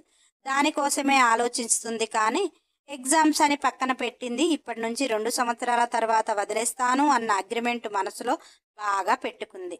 ఎవరైనా అగ్రిమెంట్ పెళ్ళి అన్నా కానీ తన ఇష్టంతో చేసుకుంటారు. తనకు బలవంతంగా కట్టి తానే మళ్ళీ బలవంతంగా అగ్రిమెంట్ అంట. ఇదేమైనా చట్టమా, ఆచారమా? నేనేంటో చూపిస్తా అంటూ అలా సుకేష్ లేచే టైం చూస్తే 7 అయింది. నిద్ర సరిపోయింది. కిందికి వచ్చాడు. ఫ్రిడ్జ్లో బీర్ బాటిల్స్ తీశాడు. బెడ్ మీద పెట్టుకున్నాడు. దానిలోకి స్టఫ్ ఏంటా అని ఫ్రిడ్జ్లో చూశాడు. ఏమీ కనిపించలా. ఎగ్స్ ఆమ్లెట్ వేసిస్తాదేమో అని చుట్టూ చూశాడు. భువి కనిపించలే. కనిపిస్తే వెయ్యమని చెబుదాము అనుకొని కిచెన్లోకి వెళ్ళాడు. చక్కగా డబ్బాలో డ్రై ఫ్రూట్స్ డబ్బాని పట్టుకున్నాడు. టేబుల్ మీద పెట్టాడు. రోజు 2 బీర్లు మినిమం తాగుతాడు. బీర్లు సరిపోకపోతే మందు బాటిల్ లేపేస్తాడు. అది సరిపోకపోతే డ్రగ్ తీసుకుంటాడు. అది బాబు రొటీన్ లైఫ్. డ్రగ్ వరకు వెళ్ళాడు అంటే ఆ రోజు ఏ సెలబ్రిటీతో ఎంజాయ్ చేయటానికో అన్నమాట. డ్రగ్ తీసుకున్న స్టడీగా ఉంటాడు. ఎందుకంటే దున్నపోతులా తింటాడు. బాగా వయసులో ఉన్నాడు. గట్టిగా తింటాడు. డబ్బు ఉంది కాబట్టి ప్రోటీన్ ఫుడ్డే తింటాడు. పని చేయడు, కానీ క్షణం కూడా ఖాళీగా ఉండనట్టు ఉంటాడు కదా. బాడీ ఫిట్గానే ఉంది. భువి పాప రోజు చెట్లకు పూలు చూస్తుంది. కానీ మొగుడే లేనప్పుడు పువ్వులు పెట్టుకుని ఏం చేయాలి అనుకుంది. ఈరోజు మొగుడు ఉంటాడు కదా అన్న ఆలోచనలతో అవి కోసుకుని వచ్చింది. భువి వేరే రూమ్లో ఉండి అవి కట్టుకున్నప్పుడు సుకేష్ కిందికి వచ్చాడు. భువి ఆ రూమ్లోకి వెళ్ళాక బాబు లేచాడా అనుకుంది. చక్కగా బెడ్షీట్ అన్నీ నీట్గా మార్చింది. మంచి అరోమాతో స్ప్రే కొట్టింది. చక్కగా స్నానం చేసింది. నా సొమ్ము కాదు కదా, నా మొగుడు సొమ్మే కదా, వేస్ట్గా తగలబెడుతున్నాడు కదా అని శారీ కాస్త కాస్ట్గా కొనుక్కుంది. చాలా వెయిట్లెస్గా ఉంది. బాబుని పడేయాలి అంటే ఆ మాత్రం మెయింటైన్ చేయాలి అనుకుంది. డిజైనర్ బ్లౌజ్ తోటి ప్లెయిన్ శారీ చాలా సింపుల్గా ఉంది. చాలా అందంగా ఉంది. చక్కగా రెడీ అయింది. పువ్వులు పెట్టుకుంది. హెయిర్ మొత్తం వదిలేసింది. జింక పిల్లల కిందికి వచ్చింది. భువిని చూసిన సుకేష్, దీని ముందు ఏ సెలబ్రిటీలు పనికిరారు. నా పిచ్చిగా అని అటు ఇటు పరుగులు తీస్తూ డబ్బులు వేస్ట్ చేస్తున్నాను. కానీ రోజు ఒక్కరే అన్నా కానీ మనకు మజా దొరకదేమో. ఏదేమైనా ఈరోజు మాత్రం విందు పసందుగా ఉంటుంది. దీనికి కూడా కడుపు రావాలి కదా అనుకున్నాడు. ఒసే గరీబ్ దానా, నాకు డబుల్ ఆమ్లెట్ కావాలి అన్నాడు భువి. అలాగే పిచ్చి పుష్పం గారు అంటూ చక్కగా 4 గుడ్లు కొట్టి 2 ఆమ్లెట్లు తెచ్చి అక్కడ పెట్టింది. సుకేష్ గీతో వేసిన ఆమ్లెట్ కమ్మగా ఉండి 1కి 2 ఇచ్చింది. ఈరోజు నైట్ కూడా పొందు డబుల్ అనుకున్నాడు. ఎందుకంటే భువి హుషారు చూసి సుకేష్ వంట ఏంటో ఈరోజు అంటే, భువి మీరు రోజు ఆర్డర్ పెడుతున్నారు కదా, మరి అది వస్తే నేను చేసేది వేస్ట్ అవుతుంది కదా. మీరు ఆర్డర్ క్యాన్సిల్ చేయండి. రేపటి నుండి వంట చేసుకుందాము అనుకుంటున్నాను అన్నది. సుకేష్, అదేంటి నువ్వు ఒక్కదానివే చేసుకుంటావా వంట అంటేను. భువి, మీరు ఎలాగూ ఉండరు కదా, మనతో ఒకరోజు గడిపారు అంటే మళ్ళీ నెల రోజుల దాకా గుర్తురాను కదా. ఇంట్లో ఉండేది నేను ఒక్కదాన్నే కదా, చేసుకుంటాను. నువ్వుంటే కూడా చేసి పెడతాలే అన్నది. సుకేష్, దీని మాటల ప్రవాహానికి, దీని బాడీ జోరుకి నాకు ఈ 2 బీర్లు సరిపోవు అని బాటిల్ ఓపెన్ చేసి తాగుతూ, కొద్దిగా వేస్తావా అన్నాడు. భువి, వద్దు బాబు, మత్తులో ఉండి ఆస్వాదిస్తే ఏమొస్తుంది. మరుసటి రోజు ఒళ్ళు బరువు భారం తప్ప మన మైండ్ మన దగ్గర పెట్టుకుని ఎంజాయ్ చేస్తే అందులో ఉంటుంది కిక్కు, మజా.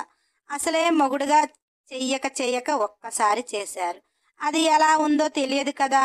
నాకు అవసరం లేదులే, ఈరోజు మొగుడుతో సంసార సుఖం ఎలా ఉంటుందో తెలుసుకోవాలని ఉంది. మీరేదో చేసి వెళ్ళిపోయారు, నాకు ఏదో అయింది, కానీ ఏమైందో అర్థం కాలేదు. ఆ తాపం తీర్చుకోవాలి కదా అని తిప్పుకుంటూ పోయింది. సుకేష్, బాబోయ్ ఇదేంటి ఇలా మాట్లాడుతుంది?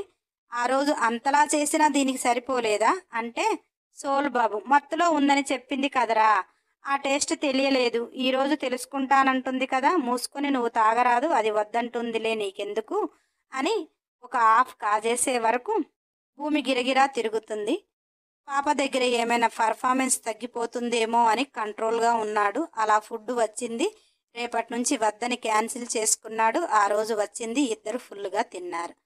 భువి కులుకులు చూస్తూ సుకేష్ ఆగలేకపోయాడు. సుకేష్ మత్తుగా ఉంటేనే భువి అంతకంటే మత్తుగా కైపుగా ఆహ్వానం పలికితే బాబు బాడీలో ఉన్న మందుమత్తు మాయమైంది. తీయని ప్రణయ గీతానికి తలుపు తీస్తూ ఇద్దరు కచేరీ మొదలుపెట్టారు. ఒకరికి మించి ఒకరు ఇందోలమో ఆందోళమో అనుకుంటూ సంగీతంలో ఎన్ని స్వరాలు ఉన్నాయో అన్ని ఆనందంగా ఆలపించేసి అలసి సొలసి ఆదమరచి నిద్రపోయారు. అలా 6 నెలలు. సుకేష్ ఇంటికి వస్తే అతనికి సుఖాన్ని పంచటం, ఉంటే వండి పెట్టటం. ఎక్కడికి వెళ్తున్నావు ఏంటి అని అయితే అడిగేది లేదు, అడగాలని అనుకోలేదు. ఎలాగూ 2 సంవత్సరాల అగ్రిమెంటు. అతను ఎందుకు చేయించుకున్నాడు అర్థమైంది. దానికి ఎక్కడ నిప్పు పెడితే బగ్గుమంటుందో అక్కడ పెట్టేసి సైలెంట్గా ఉంది. ఈ 6 నెలల్లో భువి 500 ఎకరాల నుంచి వచ్చే ఆదాయం ఎంతో, రోజు బాబు అకౌంట్కి ₹1,00,000 అంటే సంవత్సరానికి ఎంత ఖర్చు పెడుతున్నాడు, ఆ వచ్చే ఆదాయం ఎంత అని చూస్తే బాబు ఖర్చు పెట్టేది 3 కోట్లు, ఆ వచ్చేది 2 కోట్ల రూపాయలు. మరి ఎక్కడి నుంచి వస్తున్నాయి అని ఒకరోజు లాయర్కి ఫోన్ చేసింది. అప్పుడు లాయర్ చెప్పాడు, అమ్మా సుకేష్ బాబు బాగా రేటు పడుతుంది అని ఒకసారి 100 ఎకరం, ఒకసారి 50 ఎకరం, అలా 300 ఎకరాలు అమ్మారు కదా, ఆ తాలూకా డబ్బు మొత్తం బామ్మగారి అకౌంట్లో ఉంటాయి, సంవత్సరానికి 1 కోటి చొప్పున తానే వేస్తుంది అనగానే పాప షాక్. కనీసం వచ్చింది తిని బతికినా గాని అవి అలా ఉంటాయి కదా, తాత సంపాదించింది అంతా ఇతనే తిందామని చూస్తుంటే ఆ వెర్రి పుష్పము నన్ను ఒక వెర్రి వెంగళప్పను చేసి ఇతనికి కట్టిందా? నాకు బిడ్డ పుడితే మరి నాకు నా బిడ్డకి ఏమి ఇవ్వకుండా నన్ను వెళ్ళగొట్టి అతను మొత్తం తింటాడా? మరి ఆ ముసలి కూడా ఆ రోజు ఈ మెంటలోని తల్లితో పాటు వెళ్ళగొడితే ఏం చేసేవాడు? చేసిందంతా ఈ ముసలిది చేసింది. ఆ వచ్చింది వరకు తినరా, అమ్ముకోవడానికి వీల్లేదు అని చెబితే బాగుండేది కదా. అయినా గారాల మనవడు కదా, ఏదో మాయ చేసి ఉంటాడులే. ఆవిడ గారు మాయలకి లొంగిపోతుందనే కదా నన్ను ఆయన గారికి పెళ్ళంగా చేసింది. అయినా ఆ ముసలి నాతోటి ఏ రోజు మాట్లాడలేదు. ఒక్కసారి చూసే అలా ఎలా ఫిక్స్ అయింది? నేను కూడా అంతో ఇంతో డబ్బులు తీసుకుని చెక్కేసేదాన్నైతే ఏం చేస్తుంది అని ఆలోచిస్తుంటే భువి సోల్పాప, వాళ్ళు కాదే పిచ్చి పుష్పాలు, నువ్వు నీ బాడీకి టేస్ట్ కావాలి, దానికి ఒక మొగుడు కావాలి. మొగుడి రూపంలో మనవణ్ణి పరిచయం చేసింది. నీకు వాడి దగ్గరే టేస్ట్ కావాలి, కానీ రకరకాల టేస్ట్లు వద్దు కదా, అది ముసలిది కనిపెట్టింది. మళ్ళీ బిడ్డను అని ఎందుకు అడ్డు పెట్టింది అంటే, వీడితో నాకెందుకు, ఆ టేస్ట్లు వద్దు, నాకు ఈ మొగుడు వద్దు అని వెళ్ళిపోతే వాడు ఎలాగూ పిల్లలు ఉంచుకోడు, నీ వెంట పంపిస్తాడు. ఆ పిల్లల్ని తీసుకుపోయి నువ్వెందుకు కష్టపడాలి అని నీకు ఆలోచన వచ్చి మనవడి బెండు నువ్వే తీస్తావని తెలివిగా ఆలోచించింది. అందుకే వెర్రి పుష్పానివి పిచ్చి పుష్పానివి నువ్వే అన్నమాట అని చెప్పింది. భువి తల మీద తానే కొట్టుకుని, ముసల్దానా ఒక్కసారి కనిపించవే, ఒక్కరోజు గుడిలో కనిపించి నా జీవితాన్ని బలిపెడుతున్నాను అని నువ్వు నవ్వుతుంటే నీ నవ్వుని చూసి చిలకలాగా నేను నవ్వినందుకు నన్ను నీ మనవడి పంజరంలో వేస్తావా? మొగుడు అనేవాడు ఎలా ఉండాలి? నా కోసం నా మొగుడు పడి చావాలి, వాడి కోసం నేను పడి చావాలి. ఇంట్లో తిండి లేకపోయినా అతని గుండెలపై తలపెట్టుకుని నిద్రపోవాలి. ఒక్కరోజు కనిపిస్తే వారం వెళ్ళిపోతాడు. వచ్చిన రోజు నిన్ను మిస్ అవుతున్నాను అంటాడు, మురిపిస్తాడు. ఒక్కరోజుకే మోజు తీరిపోతుందా, మళ్ళీ పోతాడు. ఆ ఒక్కరోజు బెట్టు చేద్దామంటే నా బాడీకి మొగుడు కావాలి, నాకు అంతకంటే ఆరాటమేగా, ఇక వాడు ఎప్పుడు మారేది అని భువి తిట్టుకుంటూ, నేను కాదు పిచ్చి పుష్పాన్ని, వాళ్ళిద్దరిని చేస్తాను అని బాగా ఆలోచించింది. ఒకరోజు సుకేష్ భువితో మంచి రొమాన్స్లో ఉండగా, అవును 6 నెలలు అవుతుంది, మా ఫ్రెండ్స్ అందరూ నా దగ్గరికి వచ్చేవాళ్ళు నేను టచ్ చేస్తేనే పిల్లలు పుడతారు అంటారు. ఇప్పటి వరకు నీకు ప్రెగ్నెంట్ రాలేదంటే తమరు వీకా అన్నాడు. భువి నేను స్ట్రాంగే, మీరే వీక్ అన్నది. సుకేష్ భువి దవడలు ఒత్తుతూ ఏంటి నా గురించి తెలిసి కూడా వీక్ అంటున్నావా అంటుంటే భువి అంతే కదా మరి, మీరు ఊరందరికీ పంచిపెట్టి వస్తుంటే నా దగ్గర ఇక మీకేముంటది అంటూ తిప్పుకుంటూ వెళ్ళిపోయింది.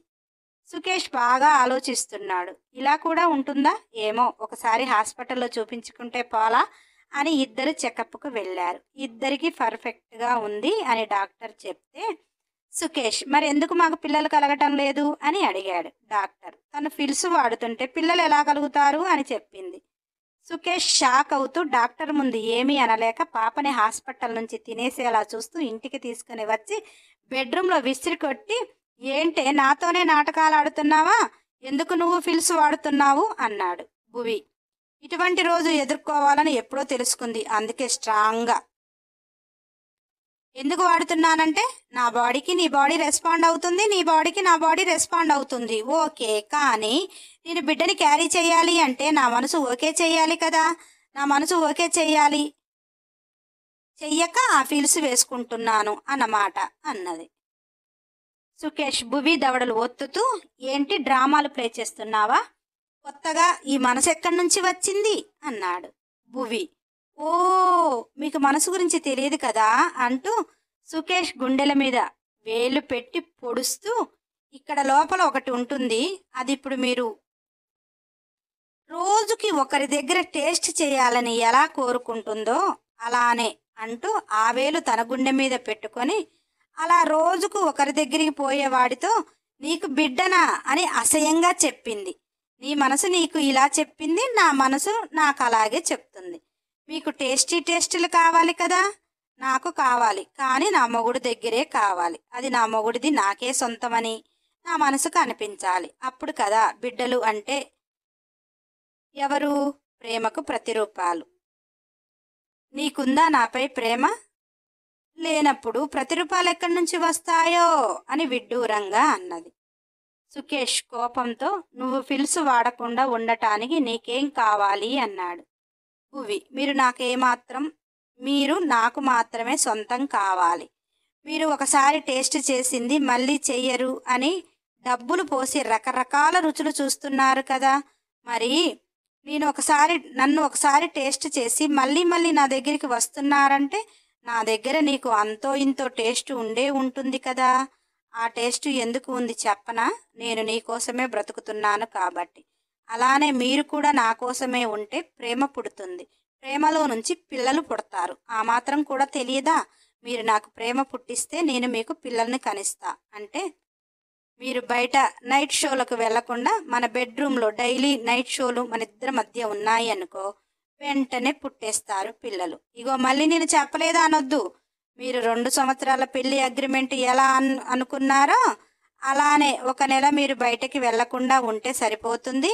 అది ప్రెగ్నెంట్ అన్నాక నా ఇష్టంగా తిరుగుతాను అనుకుంటారేమో, మీకు అలాగనే నేను కూడా 6 నెలల అగ్రిమెంట్, 6 నెలలు నాతో ఉంటాను అంటేనే నేను 5 నెలలు చూసి 6వ నెల ఫిల్స్ ఆపేస్తాను. అసలు మీరు ఇప్పటి వరకు టైం వేస్ట్ చేశారు, ఎప్పుడో ఇలా ఆలోచించాల్సింది అని టైం వేస్ట్ చేస్తున్నా ఇక మీ ఇష్టం, అగ్రిమెంటు మీకు ఎంత ముఖ్యమో నా అగ్రిమెంట్ కూడా నాకు అంతే ముఖ్యం అంటూ తిప్పుకుంటూ వెళ్ళిపోయింది. సుకేష్ ఈ గరీబుది నన్ను వదిలిపెట్టేలా లేదే, ఎందుకు వదిలిపెట్టదు, అగ్రిమెంట్ ఉంది కదా, అది వదిలిపెట్టకపోతే అది చూపిస్తే దాన్ని నేనే ఎల్లగొట్టేస్తాలే, కానీ మరి టైం లేదు కదా, బిడ్డ పుట్టాలి, అటు ఇటుగా 6 నెలలైంది, దీని అగ్రిమెంట్ 6 నెలలు, అవతల బేబీ పుట్టడానికి ఛాన్స్ ఉంది అంటే ఇప్పుడు నేను దీన్ని సంకన ఆక్కుంటా కూర్చోవాలా, ఎప్పుడో ఒకసారి అంటే బాగానే ఉంటుంది, కానీ రోజు ఇదే అంటే బోరు కొడుతుందేమో అనుకుంటుంటే సుకేష్ షోల్బాబు వచ్చి ఇంకొక 6 నెలలు ఇలాగే చేస్తే అవతల అదే అగ్రిమెంటు నీ ముఖానికి చూపించి ఆస్తి కూడా ఇవ్వనని బెట్టు చేస్తుంది. నీ అంతట నువ్వు చేసుకున్న అగ్రిమెంట్ కదా, విడాకులు అయిపోతాయి, ఆస్తి మొత్తం దాని పేరు మీద ఉంటుంది, అప్పుడు నీ తిక్క తిరుగుతుంది అన్నాడు. అమ్మో అలా కావటానికి వీల్లేదు అని ఆస్తి నా చెయ్యి చిక్కినాక దీని బిడ్డని ఇద్దరిని వెళ్ళగొట్టేస్తా, 6 నెలలే కదా ఉందాం, మరీ బ్యాడ్గా ఏమీ దీని దగ్గర ఉండదు కదా అనుకుని భువి చెప్పినట్టు కుక్కిన పేనులా ఇంట్లో ఉండటానికి సిద్ధమయ్యాడు. ఎందుకంటే బయట పాపలతో కలిస్తే భువి పాప ఫిల్స్ వేసుకుంటుంది, వస్తే వద్దు అనదు.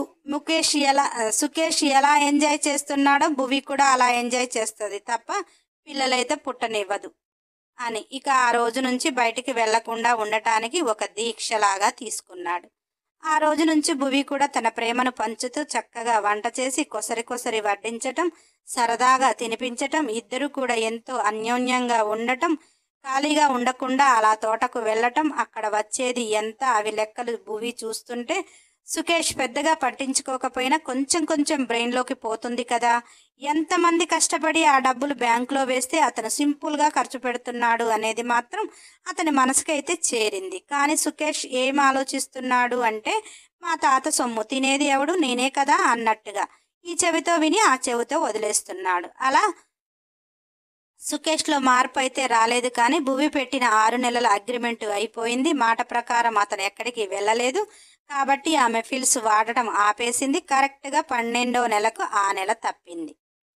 సుకేష్ భువి కడుపుతోని ఉంది అని ఏమి పెద్దగా మురిసిపోలేదు, ఆనందపడలేదు. బిడ్డ పుడితే కరెక్ట్గా 20 నెలల టైం అవుతుంది, పుట్టగానే దీంతో సంతకం చేపించుకొని తల్లిని పిల్లని వెళ్ళగొట్టాలి అన్నట్టు ఆలోచిస్తున్నాడు. కడుపులో బిడ్డ పడ్డాకానే సుకేష్లో మార్పు రావటం లేదు. తాను నెల తప్పింది అన్న దగ్గర నుంచి 6 నెలలు పంచిన ప్రేమ ఏమైపోయిందో తెలియదు. మరలా బయట తిరుగుళ్ళు మొదలు పెట్టాడు. 6 నెలల్లో ఎంత డబ్బు సేవ్ అయిందో కూడా ఎన్నో రకాలుగా భువి చెప్పింది. అవేమీ అతని మనసుకి మైండ్కి చేరలే. అలా భువి నా అనేవారు లేక కడుపులో బిడ్డని అపురూపంగా చూసుకుంటూ చక్కగా టైంకు తింటూ సుకేష్ వచ్చినా రాకపోయినా పెద్దగా పట్టించుకోకుండా తనకు తాను స్ట్రాంగ్గా ఫస్ట్ నుంచి ఉంటుంది కదా అలాగే ఉంది. ఇక ఆమె జీవితానికి ఆ పుట్టబోయే బిడ్డే అన్నట్టు రోజు ఆ బిడ్డతోటే మాటలు చెప్పుకుంటూ ఉంది. అలా కాలం ఎవరి కోసం ఆగనంటూ 20 నెలల పెళ్లి అగ్రిమెంట్ కంప్లీట్ అవ్వకుండానే ముద్దుగా బొద్దుగా ఉన్న మగపిల్లవాడిని కనేసింది. అప్పుడు కూడా సుకేష్ కొడుకుని చూసుకోవటానికి రాలేదు. కనీసం భార్యను తను కడుపుతో ఉన్నప్పుడు ఎలా ఉంది అని పెద్దగా పట్టించుకోలేదు. ఇప్పుడు తనకి ఎవరు పక్కన లేరు కదా అని ఆలోచించను లేదు. డబ్బులు ఉన్నాయి, హాస్పిటల్లో వాళ్ళు చూస్తున్నారు అన్నట్టుగా అతను వదిలేశాడు. పుట్టిన బిడ్డను ఎత్తుకొని తానే ఇంటికి వచ్చింది ఒంటరిగా. కనీసం దిష్టి తీయటానికి కూడా ఎవ్వరూ లేరు. సుకేష్లో ఎంతకీ మార్పు రావటం లేదు. భువికి బతకలేక కాదు కానీ మరొక జీవితం కోరుకోదు ఆమె మనసు. జానకమ్మ తనను ఎంత నమ్మితే అంత బాధ్యత నెత్తిన పెట్టింది. బాధ్యతలతో పాటు బంధం సుకేష్తో ఏర్పడింది, బిడ్డతో కుటుంబం ఏర్పడింది. ఇప్పుడు అన్నీ వదిలేసి బిడ్డని తీసుకుని వెళ్ళిపో అంటే వాళ్ళిష్టమేనా అన్నట్టు ఆమె మనసు ఘోషిస్తుంది. అలా ఏం చెయ్యాలి అని ఆలోచిస్తూ ఇక 20 నెలల అగ్రిమెంట్ అయిపోవటానికి వస్తుంది. అప్పటికి బాబుకి 21. కనీసం ఉయ్యలలో వేసి వేడుక చేసేవారు కూడా లేరు. జానకమ్మ మునిమనవడు పుట్టాడు, బారసాల ఎంత అంగరంగ వైభవంగా చెయ్యాలి అని ఆమెకు ఆరటంగా ఉన్నా కానీ ఇంకా మనవడిలో మార్పు పెళ్లి అగ్రిమెంటు అంటూ లాయర్ చెప్పటం వల్ల ఆమెకు తెలిసి అసలు ఏం జరుగుతుంది అని మునిమనవణ్ణి బారసాలకి ఆమె ప్రాణం ఎంత కొట్టుకున్నా అప్పుడే వెళ్ళలేక బాబుకు ఉయ్యాల అయితే పంపించింది. ఆ రోజు బాబుని ముద్దుగా రెడీ చేసి భువి ఒక్కతే ఉయ్యాలలో వేసుకుని ముచ్చటపడి మురిసిపోయింది. ఆ రోజు కూడా సుకేష్ రాలేదు. కానీ తర్వాత రోజు వస్తాడని తెలుసు. ఎందుకంటే రేపటితోటి వాళ్ళ పెళ్లి బంధం అగ్రిమెంట్ రూపంలో విడిపోతుంది అని ఆ రోజు బాబుని తన గుండెల్లో పెట్టుకొని బాగా ఆలోచించింది. అలా మరుసటి రోజు సుకేష్ తన దగ్గర ఎప్పుడు ఉండటం లేదు అని భువి ఒక డాగుని ఎప్పటి నుంచో పెంచుకుంటుంది. సుకేష్కి కుక్కలంటే చిరాకు, అసహ్యము. అందుకనే అతను వచ్చినప్పుడు దాన్ని అతనికి కనిపించకుండా దూరంగా కట్టేసేది. దానితో భువికి చాలా అనుబంధం ఉంది. అందుకే దానికి తన మనసులో మాట చెప్పింది. మూగజీవాలు మనకేమి చెప్పలేవు కానీ వాటికి అర్థమైపోతుంది. అది ప్రేమగా సాధితే వాళ్ళని అసలే మర్చిపోవు కదా. భువి మాటలు గుర్తుపెట్టుకుంది. సుకేష్ వస్తున్నాడన్నప్పుడు బాబుని కింద పడుకోబెట్టి తాను వంటగదిలో ఏదో పని చేస్తున్నట్టు బాబును చూస్తూనే ఉంది. సుకేష్ ఇంట్లో అడుగు పెట్టేటప్పుడు డాగు పసిపిల్లడు కదా, వాడిని అప్పటి వరకు నాకింది. సుకేష్ని చూశాక సుకేష్ మీద కూడా డాగుకు కోపం. ఎందుకంటే వచ్చినప్పుడల్లా చీదరించుకుంటాడు. అందుకనే సుకేష్ని కరిసినట్టుగా చూస్తూ బాబుని కూడా కరిసినట్టు తినబోతున్నట్టు చేసింది. సుకేష్ కోపంతో అక్కడ ఏదో ఉంటే దాన్ని కొట్టబోయి బాబుని ఎత్తుకొని దరిద్రపు మందల్ని ఇంట్లో పెట్టుకుంటే ఇలానే ఉంటుంది. ఒసే గరీబ్ దానా, పిల్లవాడిని కుక్క తినమని పెట్టావనే అని టాపు లేచిపోయేదాకా అరుస్తున్నాడు. సుకేష్ అరుస్తుంటే చేతిలో ఉన్నవాడు ఏడుస్తున్నాడు భయానికి. పుట్టిన దగ్గర నుంచి సుకేష్ ఎత్తుకోవటం, ఈరోజే వాడు ఏడుస్తుంటే వాడిని జొజ్జర కొడుతూ భువి ఇంకా గట్టిగా పిలుస్తున్నాడు. భువి అన్నీ చూస్తూనే ఉంది. ఇంతవరకు వాడిని ఎత్తుకున్నది లేదు, ముద్దు చేసింది లేదు. ఈరోజు ఎత్తుకొని జొజ్జర కొడుతుంటే ఆమెకు ఆనందంగా కన్నీళ్లు వచ్చాయి. అవి తుడుచుకొని కోపంగా ఏంటి అంటూ బయటికి వచ్చింది. సుకేష్, ఏంటి అంటున్నావు? నేను కొంచెం లేటుగా వస్తే ఆ కుక్క మంద బిడ్డను తినేసేది అని కోపంగా అంటున్నాడు. భువి అంతకంటే కోపంగా, తింటే తిననివ్వండి, ఏమవుతుంది, వచ్చిన నష్టం ఏమీ లేదు కదా అన్నది. సుకేష్ కనుబొమ్మలు ముడిచేస్తూ, నువ్వు అసలు తల్లివేనా, మనిషివేనా, తింటే తినని ఏంటి అని కోపంగా అని, ఆయన ఉయ్యాల ఉంది కదా అని అరుస్తున్నాడు. భువి ఉయ్యలలో వేసినా చాలా బరువుగా ఉన్నాడు కదా. ఒక పక్కకు వాలిపోతూ మార్నింగ్ ఓసారి కింద పడ్డాడు. అప్పుడే చచ్చిపోయాడేమో అనుకున్నా. బాగానే ఉన్నాడు, అందుకే కింద ఉంచాను. ఉంటే ఉండనివ్వండి, చస్తే చావనియ్యండి అని తన గుండెల్లో బాధని అణిచిపెట్టుకుంటూ అంటుంటే, బాబు నీ సోఫాలో పడుకోబెట్టి ఏదో అడ్డుపెట్టి సుకేష్ వచ్చి భువిని కొట్టిన కొట్టుడికి భువి అంత దూరం వెళ్ళి పడ్డది. ఆ దెబ్బకు ఆమెకు నొప్పిగా అనిపించలేదు. కళ్ళల్లో నీళ్లు ఆనందంతో వస్తున్నాయి, కానీ అవి బాధతో వస్తున్నట్టు బయటి వారికి అనిపించింది. సుకేష్ కోపంతో బిడ్డని చంపేసుకోవటానికా కన్నావు అన్నాడు. భువి గడుసుగా లేస్తూ, అదేంటి, నేనొక్కదాన్నే కంటే పుట్టినట్టు చేస్తున్నారు, మీరు కూడా కన్నారు కదా, మీకే లేని బాధ నాకేంటి, అయినా ఈ రోజుతో మన పెళ్లి బంధం ముగిసిపోయింది, ఇక మీ దగ్గర నేను ఉండను, వాడిని తీసుకొని నేనేం చెయ్యను, అందుకే ఉంటే ఉంటాడు, చస్తే చస్తాడు అని కోపంగా అన్నది. సుకేష్ భువి అలా మాట్లాడుతుంటే అస్సలు తీసుకోలేకపోతున్నాడు. అతను ఏమనుకున్నాడు అంటే, అగ్రిమెంట్ అయిపోయితే నా బిడ్డ నేను బతకటానికి నాకేదో ఒకటి చేస్తేనే సంతకం పెడతాను, కానీ ఊరికే సంతకం పెట్టను అని బెట్టు చేస్తుంది అనుకున్నాడు. ఇక్కడ మొత్తం రివర్స్గా భువి మాట్లాడుతుంటే అసలు అతనికి ఏమీ అర్థం కావటం లేదు. సుకేష్ కోపంతో వచ్చి భువి జుట్టు పట్టి, చి ఆడలంతా ఇంతేనానే, ఒకప్పుడు మా అమ్మ కూడా మా నాన్న వదిలేస్తే ఆమె సుఖం ఆమె చూసుకొని వెళ్ళిపోయింది. ఆ రోజు నేను వదిలేస్తాను అంటే కనీసం మా అమ్మ మా నానమ్మ కన్నా అప్పచెప్పింది. నువ్వైతే వాడిని చంపేసి అడ్డు లేకుండా వెళ్ళిపోవాలని చూస్తున్నావా అని బాధగా అన్నాడు. భువి తన కళ్ళల్లో నీళ్లను బయటికి రానికుండా, గుండెల్లో బాధను కూడా బయటికి రాకుండా, తండ్రిగా మీకే లేనప్పుడు నాకేమవసరం అంటూ గట్టిగా విదిలించుకొని వెళ్ళిపోయింది. ఆ రోజు సుకేష్ ఆ బాబుని చూస్తూ ఏం ఆలోచించాడో ఏమో తెలియదు, కానీ మరుసటి రోజు ఇక మన అగ్రిమెంట్ అయిపోయింది, నా ప్రాపర్టీ నాకు ఇచ్చేసి వెళ్ళిపో అన్నాడు. భువి, నీ ప్రాపర్టీ అంటే ఆస్తి ఒకటే కాదు, వాడు కూడా నీ ప్రాపర్టీ, నీ దగ్గర ఉంచుకుంటావా, నువ్వు ఉంచుకుంటానంటే చెప్పు, సైన్ చేసి వెళ్ళిపోతా అన్నది. సుకేష్, ఒసే గరీబ్ దానా, వాడు పసిపిల్లగాడు, పాలు కావాలి, వాడికి నా దగ్గర ఎలా ఉంచుకుంటాను అని కోపంగా అంటే, భువి నాకు అవసరం లేని వాడి కోసం నేను పాలిచ్చి పెంచటం దేనికి, వాడిని నువ్వు ఉంచుకుంటావో చంపుకుంటావో నీ ఇష్టం, అలా నీ కొడుకును నువ్వు ఉంచుకుంటే నీకు సైన్ చేస్తాను, ఒక్క నిమిషం కూడా ఉండను. సుకేష్ అక్కడ నిజంగానే సైన్ చేసి బిడ్డని తీసుకుంటే భువి ఒక్క అడుగు కూడా వేయలేకపోయేది. కానీ సుకేష్ ఒకప్పుడు తల్లిదండ్రులు ఏం చేశారని తెలుసు కదా, అలానే భువి వెళ్ళిపోతుంది, కనీసం తల్లి ప్రేమ కూడా లేకపోతే ఎలా అని సుకేష్ ఆలోచిస్తున్నాడు అని మాత్రమే అలా మాట్లాడుతుంది. ఇద్దరు నేనేం చేసుకోనని కాసేపు వాదులు ఆడుకున్నారు. ఇక ఆ రోజు సుకేష్ కోపంతో బయటికి వెళ్ళిపోయాడు. సుకేష్ వెళ్ళిపోయాక వాడిని గుండెలకు పెట్టుకుని పాలు తాపుతూ దేవుడికి దండం పెట్టుకుని, నా బిడ్డకి ఏమీ కాకూడదు, ఊరికే నేను నా బిడ్డని చచ్చిపో అని అంటున్నాను, కానీ అది కేవలం మొగుడిని మార్చుకోవటానికి మాత్రమే, 4 మాటలు అంటే ఒక మాట నిజమవుతుంది అంటారు, నా బిడ్డని అలా అన్నప్పుడల్లా నా ప్రాణం పోతుంది అని ఏడుస్తూ దేవుడికి దండం పెట్టుకుంది. ఆ రోజు ఈవినింగ్ సుకేష్ ఫుల్గా తాగి వచ్చాడు. కాసేపు సంతకం పెట్టు అని గోల చేశాడు. భువి సుకేష్ సోఫాలో కూర్చుంటే పక్కన బాబుని పడుకోబెట్టి, వీడిని మీరు ఉంచుకుంటానంటే సంతకం చేసి వెళ్ళిపోతాను అన్నా కదా, పదే ఎన్నిసార్లు చెప్పాలి అంటూ వంటగదిలోకి వెళ్ళింది. ఒక్కసారిగా పిల్లవాడు ఏడుపు వినిపించే వరకు పక్కన సుకేష్ ఉన్నాడు కదా అని ధైర్యంగా సోఫాలో పడుకోబెట్టింది. వాడప్పుడే ఏమీ దొర్లలేడు కదా అని ఎందుకో కింద పడ్డట్టుగా ఒక్కసారి గట్టిగా ఏడుపు వినొచ్చింది. మళ్ళీ వినరాకపోయే వరకే భయంతో బయటికి వచ్చింది. అప్పటికి ఆ బాబు సోఫా పక్కన పడిపోయి రక్తంలో కలిసిపోయి ఉన్నాడు. భువి గుండె ఒక్కసారిగా ఆగిపోయినట్టుగా అనిపించి పరుగున బాబుని ఎత్తుకోవటానికి వస్తుంటే సుకేష్ వీటిపై సంతకం పెట్టి వాడిని ముట్టుకో అన్నాడు. ఎలాగూ చచ్చిపోతే చచ్చిపోని అన్నావు కదా అనగానే భువి కోపం తారాస్థాయికి పోయింది. సుకేష్ చెంప మీద కొట్టింది కదా, ఇల్లు దద్దరిల్లిపోయిందా అన్నట్టు కొట్టి ఆ పేపర్స్ తీసుకుని సంతకం పెట్టి మొహాన విసిరి కొట్టు ఏడుస్తూ, దుర్మార్గుడ, పసిబిడ్డ రక్తపు మడుగులో ఉంటే ఇలా మాట్లాడతావా? నీలాంటి వాడు మారతాడు అని ఆశగా ఎదురు చూస్తూ నా బిడ్డని బలిపెట్టుకున్నాను చూడు, నాది తప్పు అంటూ తల బాదుకుంటూ ఆ రక్తపు మడుగులో బాబుని చూడలేక మోకాళ్ళ మీద పడి బాబుని మెల్లిగా లేపుతూ గుండెలకు అద్దుకొని ఏడుస్తూ,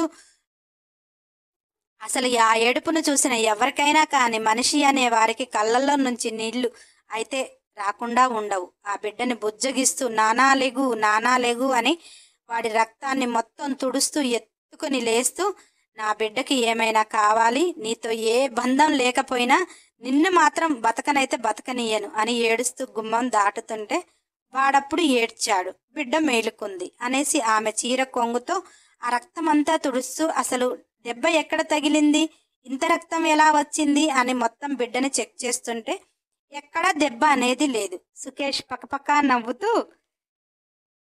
నీ సుఖానికి వాడు అడ్డము అని చచ్చిపోని అంటివి కదనే, వాడికి ఏదో అవుతుంది అంటే అంతలా ఏడుస్తున్నావు, మరి వాడు లేకుండా బ్రతుకుతావా అంటే భూమి, ఒరే దరిద్రుడా, నాకు నా ఒళ్ళు కొవ్వెక్కి ఏమీ ఏడ్చటం లేదు.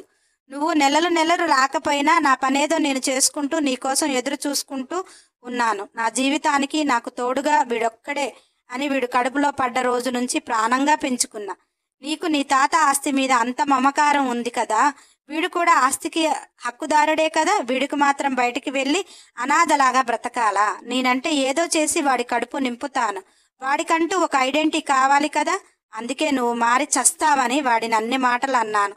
నా నోరు పడిపోను అని బిడ్డని ఎక్కడ దెబ్బ కూడా అర్థం కాక టవల్తో కూడా తుడిచి చూస్తుంటే వాడేమో చక్కగా ఆడుకుంటున్నాడు. ఆమె కాస్త మనసు నిమ్మలపడ్డది. సుకేష్ నవ్వినప్పుడే అతను ఏదో చేశాడు అని ఆలోచిస్తా బాబుని నీట్గా తుడిచి, ఎక్కడ ఒక్క దెబ్బ లేదు, వాడు పాలిస్తే కడుపు నిండా తాగి చక్కగా నిద్రపోతుంటే వాడిని జాగ్రత్తగా పడుకోబెట్టి, ఇందాక వాడు పడిన చోటు అంత బ్లడ్ ఏంటా అని వచ్చి అదంతా చూస్తుంది. సుకేష్ భువిని తన మీదికి లాక్కొని, అది బ్లడ్ కాదు, వాడి బ్లడ్ కాదులే, వాడిని వద్దంటే నువ్వు మా అమ్మలాగానేమో అనిపించింది, కానీ నీతో 20 నెలలు ఉన్నా కదా, నీ ఓపిక, నీ సహనము అన్నీ నువ్వేదో నిస్వార్థం చూసుకునే దానిలా అనిపించలేదు. ఆస్తి నీకు కావాలని కాదు, కానీ నీ తనువును తాకిన నేను భర్తగా కలకాలం నీకు ఉండాలి అని, వాడికి తల్లిదండ్రులు ఉండాలి అని నువ్వు పడుతున్న తప్పు కాదు అనిపించి నీలో అమ్మతనాన్ని బయటికి తీసుకురావటానికి బ్లడ్ కొనుక్కొచ్చి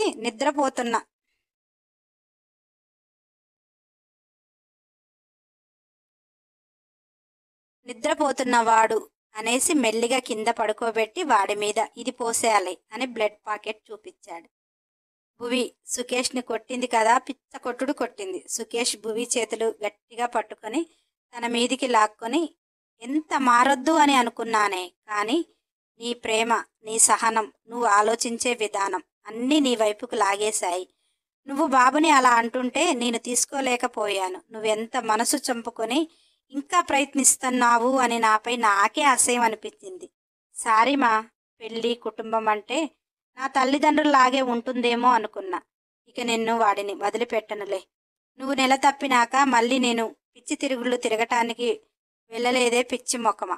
డాక్టర్ నీకు దూరంగా ఉండమంటేను ఏదైనా బిజినెస్ చేద్దామని ట్రై చేస్తే బిజినెస్ సక్సెస్ అయింది. నా లైఫ్ సక్సెస్ అయింది. ఇదంతా నా వైఫ్ వల్లే కదా. నీ డెలివరీ అప్పుడు నేను ఇక్కడ లేను. వాడు 21కి రావాలని చాలా ప్రయత్నించాను. అయినా నీ పక్కన ఎవ్వరూ లేరనుకున్నావు, కానీ మా నానమ్మ నిన్ను కాపాడుకుంటూనే తిరుగుతుంది. కాకపోతే అది నేను పూర్తిగా మారలేదా అని నీకు ఎదురు పడటం లేదు అంతే అన్నాడు. భువికి కూడా చాలా ఆనందంగా అనిపించింది. 6 నెలలు తనతోటి అలా ఉండి అతనిలో మార్పు రాలేదా? రాకపోయినా కానీ సహనంగా ఉంది. కానీ సుకేష్‌నైతే ఏమీ అనలేదు. కొందరు మారాలి అంటే దండించాలి. కొందరు మారాలి అంటే మాటలు చెప్పాలి. కొందరు మారాలి అంటే సహనంగా ఉండాలి. సుకేష్ లాంటి వాడు మారాలి అంటే తెలివిగా దండించినట్టే ఉండాలి. మాటలు తూటాల్లానే పేల్చాలి. సహనము అవసరం. అలా భువి తన కాపురాన్ని అగ్రిమెంట్ కాపురంగా కాకుండా చక్కగా పొదరిల్లు చేసుకుంది. ఇక జానకమ్మ మనవణ్ణి ముని మనవణ్ణి చూసుకోవటానికి వచ్చింది. భువి జానకమ్మను చూస్తే చాలా తిట్టాలి అనుకుంది. కానీ సుకేష్ మారిపోయాక ఆమె జీవితం అంత అద్భుతంగా కనిపిస్తుంటే జానకమ్మ దగ్గర ఆశీర్వాదాలు మాత్రమే తీసుకోగలిగింది. ఆమె చేతిలో బిడ్డని పెట్టింది. జానకమ్మ ముని మనవణ్ణి చూసుకుని ముద్దు చేస్తుంటే సుకేష్ పెళ్ళాన్ని ఎత్తుకుని, నానమ్మ వాడిని చూసుకోవటానికి, ఇల్లు చూసుకోవటానికి వర్కర్లను పెట్టుకో, ఇక నా పెళ్ళం ఏ పని చేయదు, నా పని మాత్రమే చేస్తుంది అంటూ ఎత్తుకుని తన గదిలోకి వెళ్ళాడు.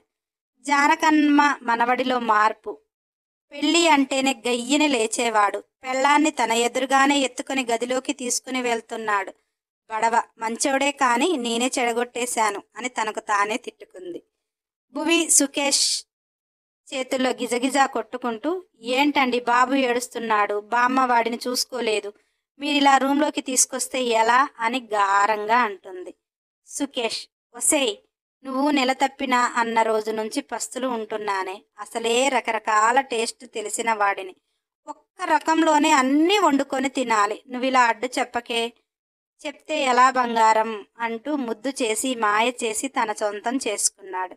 చక్కగా జిలకా గోరింకల్లా వాళ్ళ దాంపత్య జీవితం సాగిపోయింది. ఇదండి సుకేష్ భూమిక పెళ్లి జీవితం. మరొక స్మాల్ స్టోరీ కోసం సబ్స్క్రైబ్ చేసుకుని వారు ఉంటే చేసుకొని బెల్ ఐకాన్ టచ్ చేసి ఖచ్చితంగా ఒక లైక్ చేయండి. కంపల్సరీ కామెంట్ ఇవ్వండి. వీలైతే షేర్ చేయండి. మన ఛానల్లో కంప్లీట్ అయిన స్టోరీలు చాలా ఉన్నాయి, ప్లేలిస్ట్లో పెట్టాను. నాన్ స్టాప్గా వినండి.